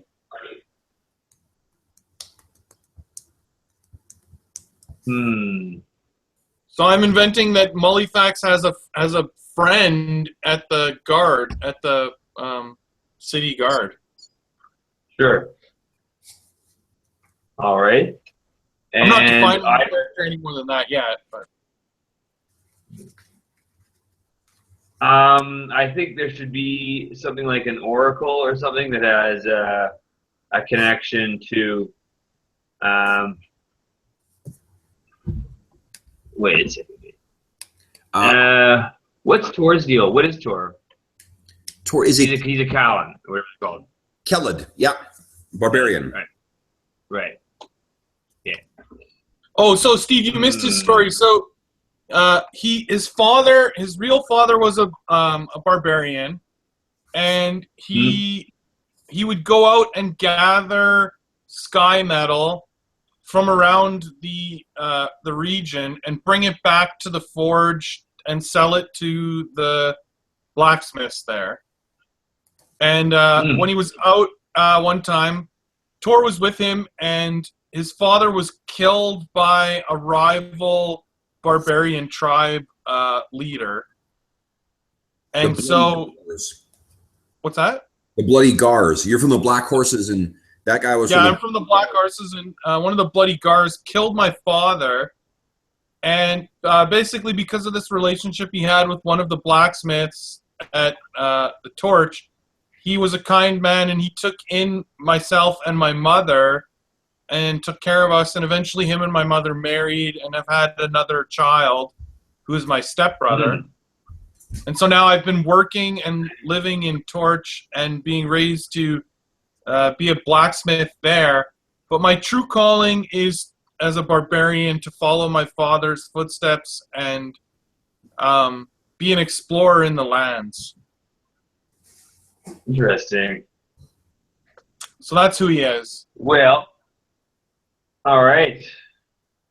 Well, I like that. Well, I think that we should have somebody in common who is a merchant of sky steel, and who either buys or sells it when you bring it, and then I go buy it to build my tools, and that he's connected somehow to the. Okay, so like a bridge character that. Okay. Like, So Tor, someone that Tor knows because his father, he's the guy his father used to sell the sky steel to, or the sky metal. Right. okay. And someone that Gareth would know because it's the same person he buys from. Okay. Exactly. And it's a member. And Of, the sky. is he a Kellid who like collects the sky metal out in Numeria in the plains or whatever and brings them to Torch to sell? No, someone here in Torch who is a buyer and seller of sky metal. Like sort of a who's who about town, makes a lot of money dealing in the sky metal, kind of runs the market. Okay, love it. So the member of the Watch and the this guy, what race are they? I'm just gonna say Watch and Merchant. What's the dominant? Is the dominant race human in Torch? Dominant race is human. Yes, that's right. There's also, guys, remember that, and you can feel free to pepper with an android or with ratling as well, or rat folk. Yeah. What kind of would Mullifax have any problem being friends with different races? No. Okay, let's say he's friends with the rat folk. No. Okay. All right. You know what? I got a name for you guys then. His name is Chitik. Cool. Vic? Nice. Chitik, and I already have his stats too. Nice. Okay. That's Mullifax's friend. I'm going to move him up here. Nice. Right. And then lastly, the crazy alchemist, Callan Olendir. Callan Olendir knows. The Chitik is now in your, what do you call it, in the character tab. You can see him, move him, whatever. Nice. Oh, yeah. Knows. That's cool. Callan Olendir knows another older alchemist / wizard who acted as a mentor to him and trained him, and who is one of the more influential magicians in town. For Callan, do you mean wizard? Yeah. Or alchemist? Because he's an alchemist. Yeah, wizard. Wizard, okay. I like. Okay. So one more. We've got a watch member, a merchant, a wizard, and then who does not have a NPC friend yet? Garth. Garth does not yet. He's a paladin, right? Yeah. Yep. Okay, so let's say he lives at the church. You said, okay, hold up here. Let me. What do you? Yeah. The friend in the watch. Do you think he's just a kind of a fighter dude or what? Wait, that's the rat guy. Oh, that's Chitik, right? Okay, so the member of the watch, Chitik. Who the merchant? What is he like? The merchant is like I feel like he's either nobility or he's aristocracy. He's kind of Machiavellian. Okay. And he's sort of got his fingers in a lot of pies. Okay. So wheeler dealer. Nice. That's cool. Do you have a name for him, Steve? Rollick.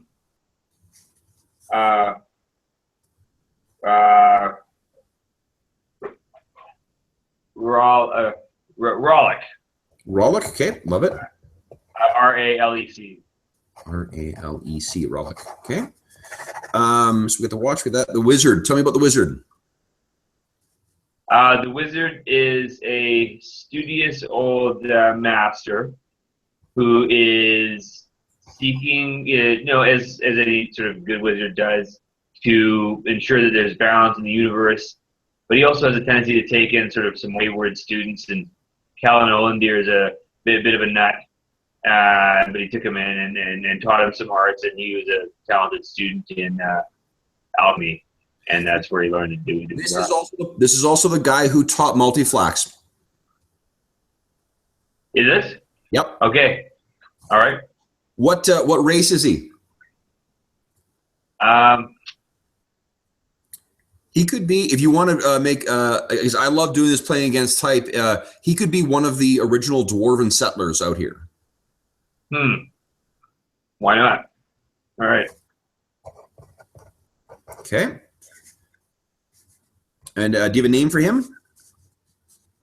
Dwarven.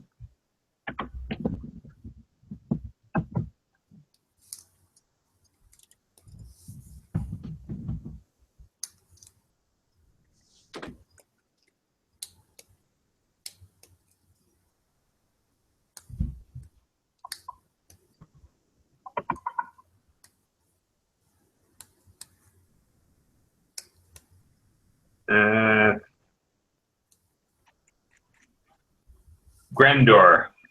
Grendor, okay. Nice. And then last one for Garth.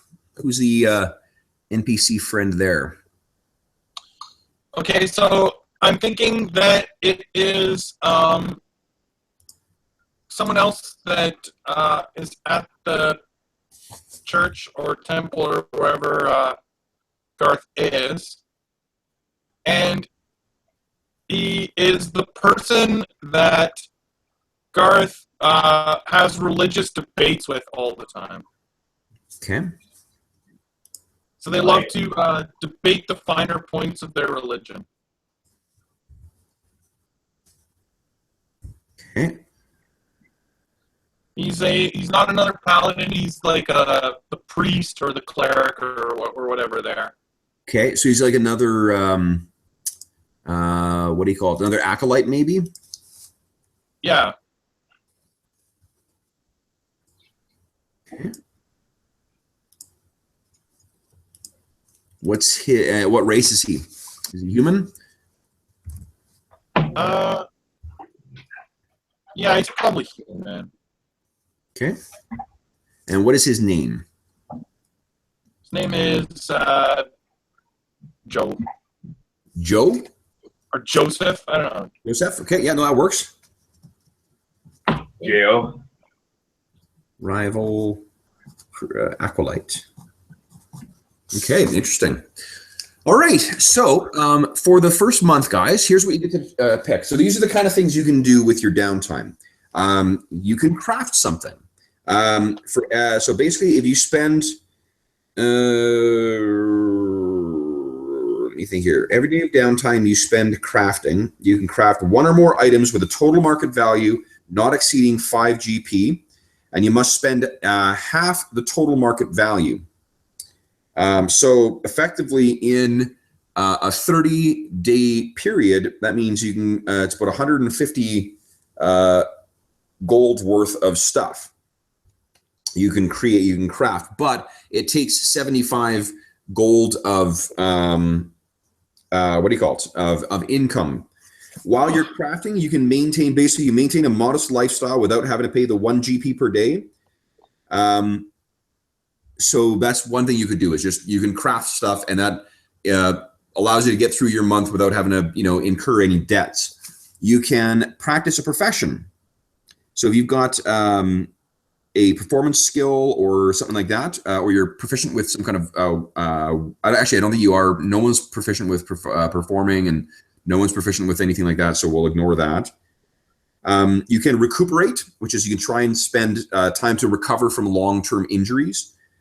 You can research, which is, unfortunately, you have to spend gold to cover your 1 GP per day to cover your expenses, but you can try and investigate things. You can try and train. Once you spend 250 days training, so effectively like almost half a year, you can learn a new set of tools, a new language. You just need to spend 250 gold to do that. And that's that can be on and off. You can also, if you set up, try and set up a business, you can try and run a business. Of your characters, maybe Callan could do that. He may be trying to do that, although maybe it's crafting he's doing. I don't think anyone else has a business really going, but that's something to consider, trying to set up, because you can do that. You can sow rumors. You can try and spread rumors to change the effect or the influence that you're having on other like people or other things. The reason that's really important is, remember the reputation stuff we tracked in Tyranny of Dragons, where you had different organizations that you could try and gain reputation with, and then as you gain reputation, you get benefits. Right. You can do that in this as well. The organizations that you can gain benefits with are the Pathfinder Society, which is a kind of like a group of like explorers. It's people who go out and get in adventures and then write about it in the Pathfinder Journal, and it's sort of sold all over the world.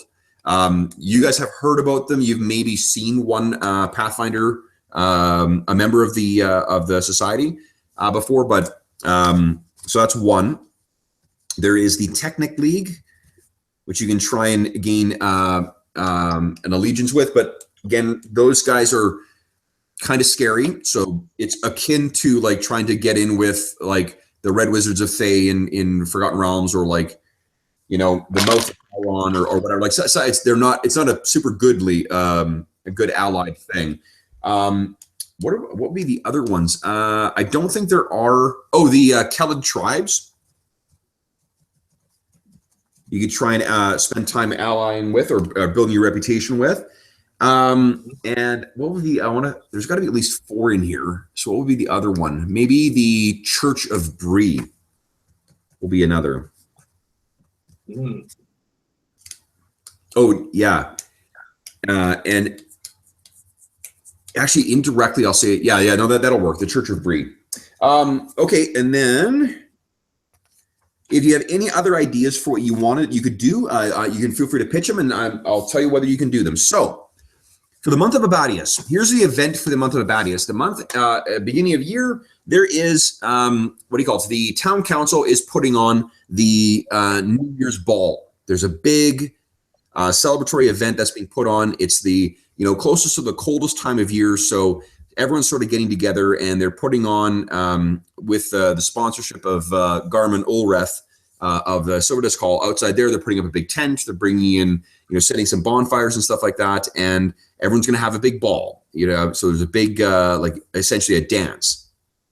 So that's the big event that's happening this year. What is Garth going to do with his downtime?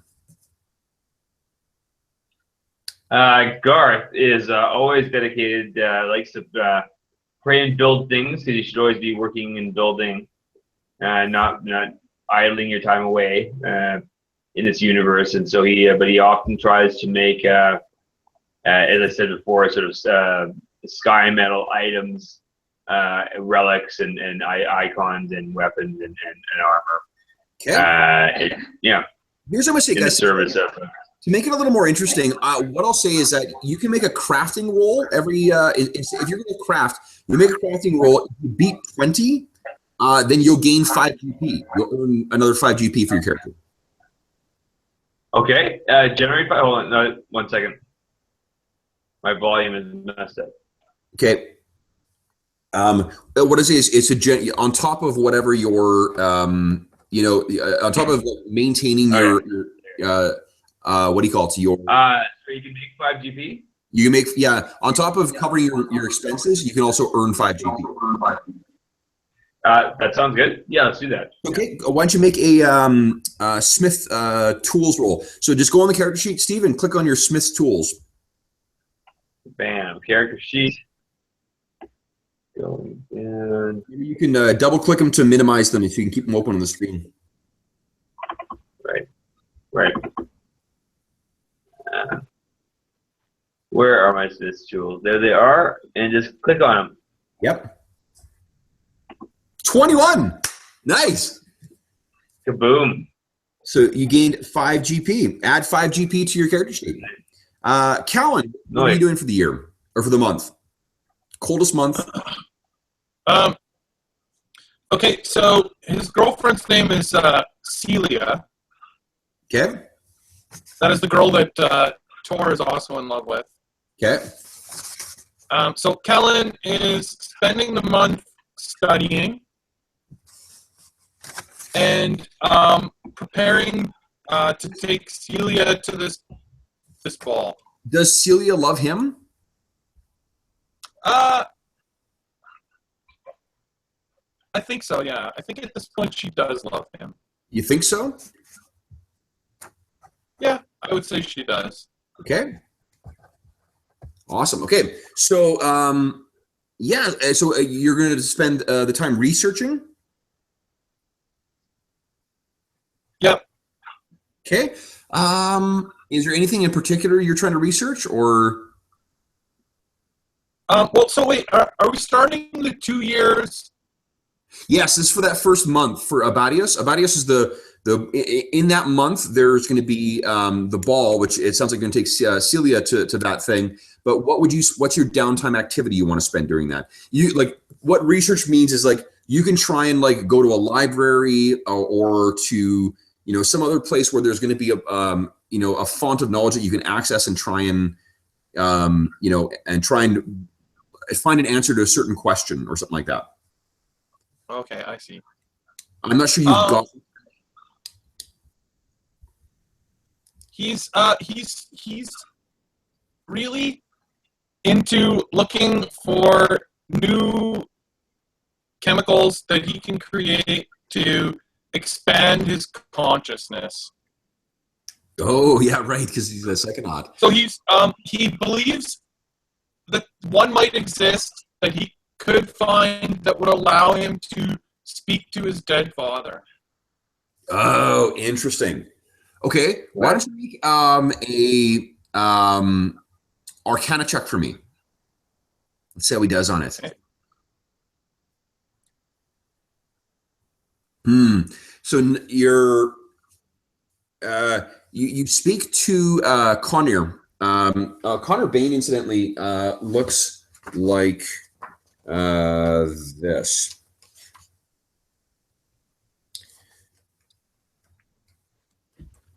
Actually, there's two people you could speak to about that. Is Connor and Sandville. So Connor looks like this here. That's Connor Bain there. Whoopsies. There we go. Him with the big Mirian artifact there. Yeah. Connor has a little woman, a daughter that lives with him named Val. That's what Val looks like. I'm gonna say that. I like that he's talking to Connor. That's Sandville. He's the guy who seems to buy shit as well. He's the guy who runs the market stall in what do you call it? In the market. He's the one who travels all over. So maybe in the course of the month, Sandville's back for sure for the time of this ball because he can pick up new items from people and sell some new weird shit. So you talk to both of those guys. Unfortunately, none of them nothing really comes up. Connor suggests that you can try scooping some you can try sampling materials from the Weeping Pond, from where that stuff comes up from here. But you should take care and use precautions. Use animals, not on yourself first. Okay. Right. You don't want to. I'm not sure if you've heard, but I mean, rumor is that the Black Tyrant, who's the Black Sovereign, which is the Kelid barbarian king who rules out of Starfall to the north, that he's just like drunk on Numerian liquids all the time. Like he just drinks any shit that the Technic League brings to him. You don't want to fall into that kind of rut. So that is investigate. While he's on the phone, I'm going to add that Callan, he knows that what was the guy's name? Connor's daughter kind of has a thing for him. So even though he's not interested in her, he uses his charisma and he flirts with her to sort of get her dad to give him attention so that he can get information from him. Yeah, I love it. Why don't you make a persuasion check for me, just to see how things are progressing with Celia.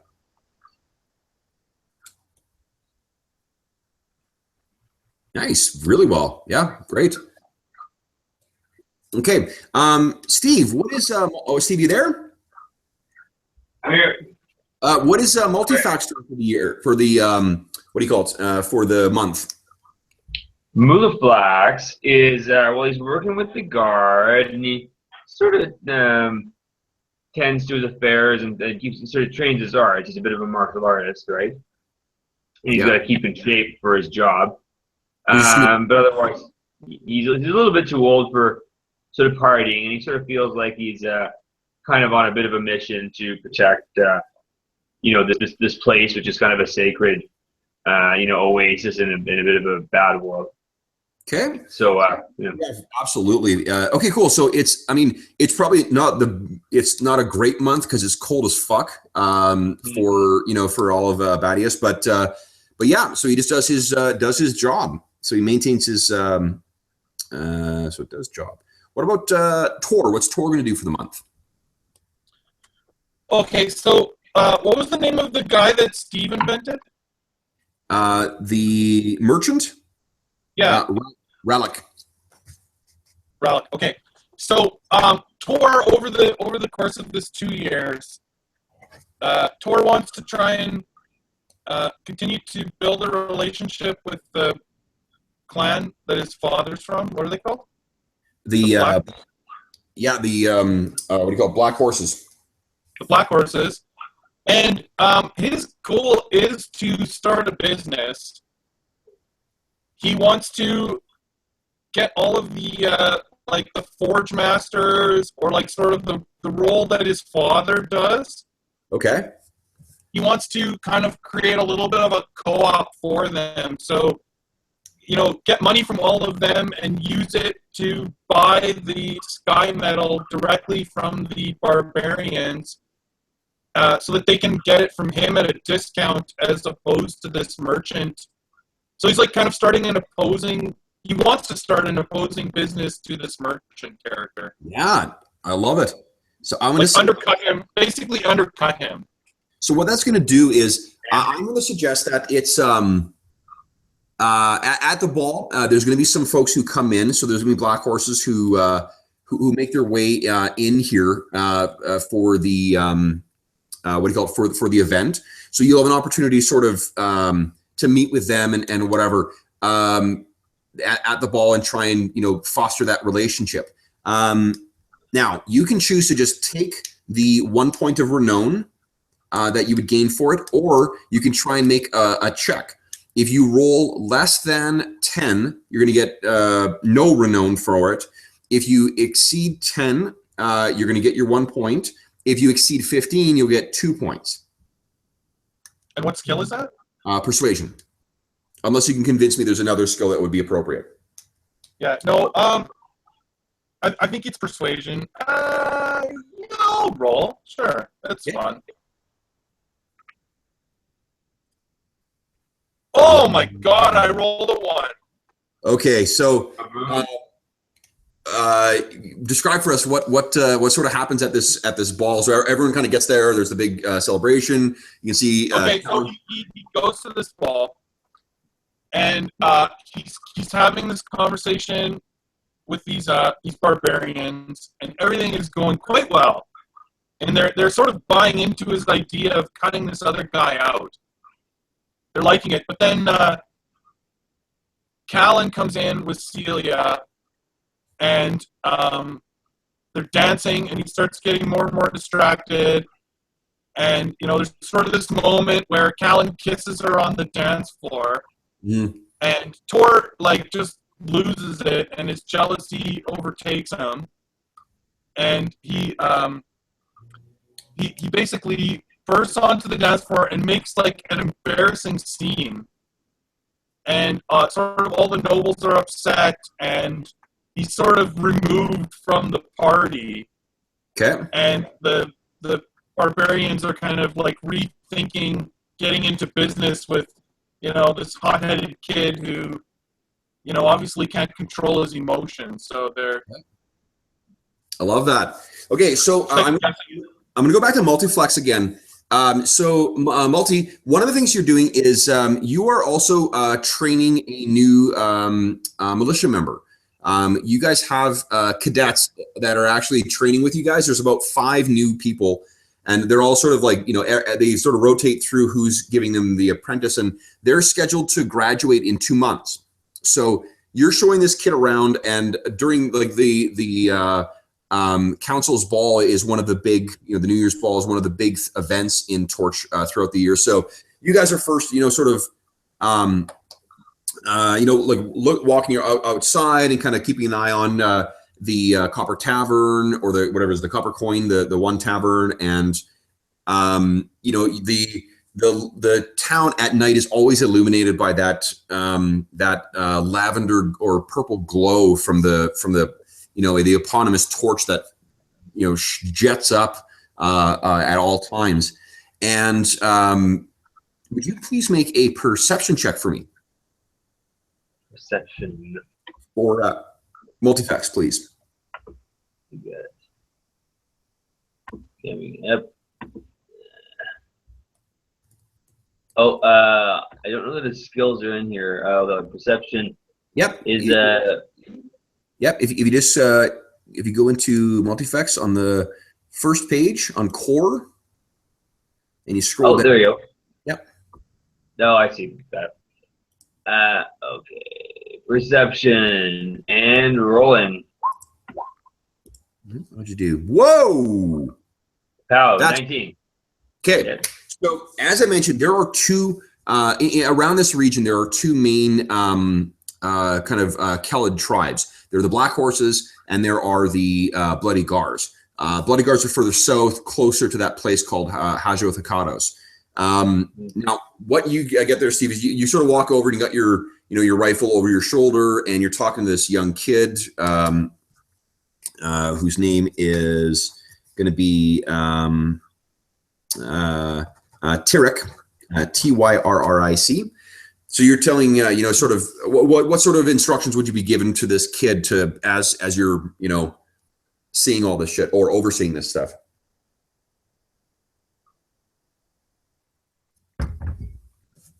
Steve?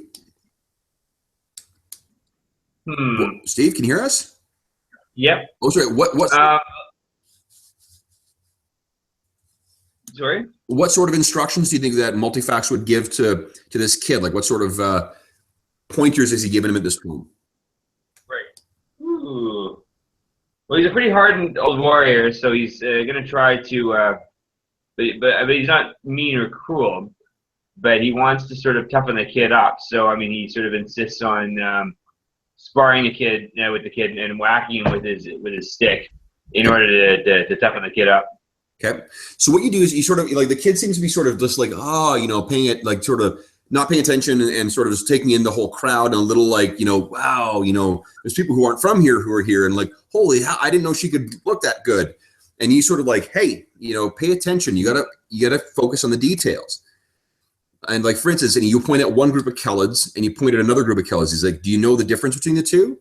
And the kid kind of looks over at one group and they're sort of like, like laughing and sort of like hitting each other and they're jostling into people and shit like that. And the other group are sort of boisterous and whatever, but they're not causing a disturbance. And you can see Tor, one of the local guys, he seems to be talking to one of the guys quite intently. The kid kind of looks back and forth and he's like, I don't know. And he says, well, yeah, here's the difference. The black horses, they know they trade here all the time. They're not going to cause trouble. The Gars, they raid caravans that come out of Torch, but we can't tell which ones are which. So which of the Bloody Gars are the ones who do it, but they're coming in here. They've got nothing to lose. So that's the ones you want to keep your eyes on. So the kid looks over and he's like, oh, okay, I get it. And then you sort of look over, Steve, and you can tell that in amongst all the Bloody Gars who are sort of like jostling and hitting each other and shit like that, there is one who is like, you'd think he was a serpent trying to like hypnotize his prey, because he's just leaning on his on his one knee and is just staring out into the dancing crowd. And what you can see is the oh, sure, yeah. You know what? We'll wrap up in a moment here. What you can see is that he is staring directly at someone, and you rolled so well with your perception that you can see that it is he's staring directly at one of the local girls, who is dancing with one of the local noble kids, Callan. You sort of look back and forth. Nothing comes from it, but he does stare, at this kid like a piece of, or this woman like a piece of meat. So with that first month over, guys, maybe what we'll do is we'll put a pin in it there. All right. That was a shit ton of fun. I had a ton of fun getting these characters together and kicking off the this. What do you call this? You did. It was fun. I always miss the sort of interaction that comes with hanging around a city and spending money in a city and so on. I like this having a profession and making money. It's gonna be cool because I think that like with like I said, going through the couple of months, it's a neat way of giving you guys a link to Torch beyond just like, this is your town, so you got to save it, Yeah, no, I like it a lot. I really feel invested already, and we just started. Yeah, and it's great stuff too. Like I think I'm going to enjoy running this a lot more than I have than I did Tyranny. Tyranny felt very shackled to me, and this is all about your characters. So I think it's going to be a real natural evolution into the the adventure path. So cool. So for those listening at home, thank you so much for joining us for the Live from the Sword Coast podcast. We will see you again in about a week's time for more Star Wars, and then this again sometime soon. So thank you.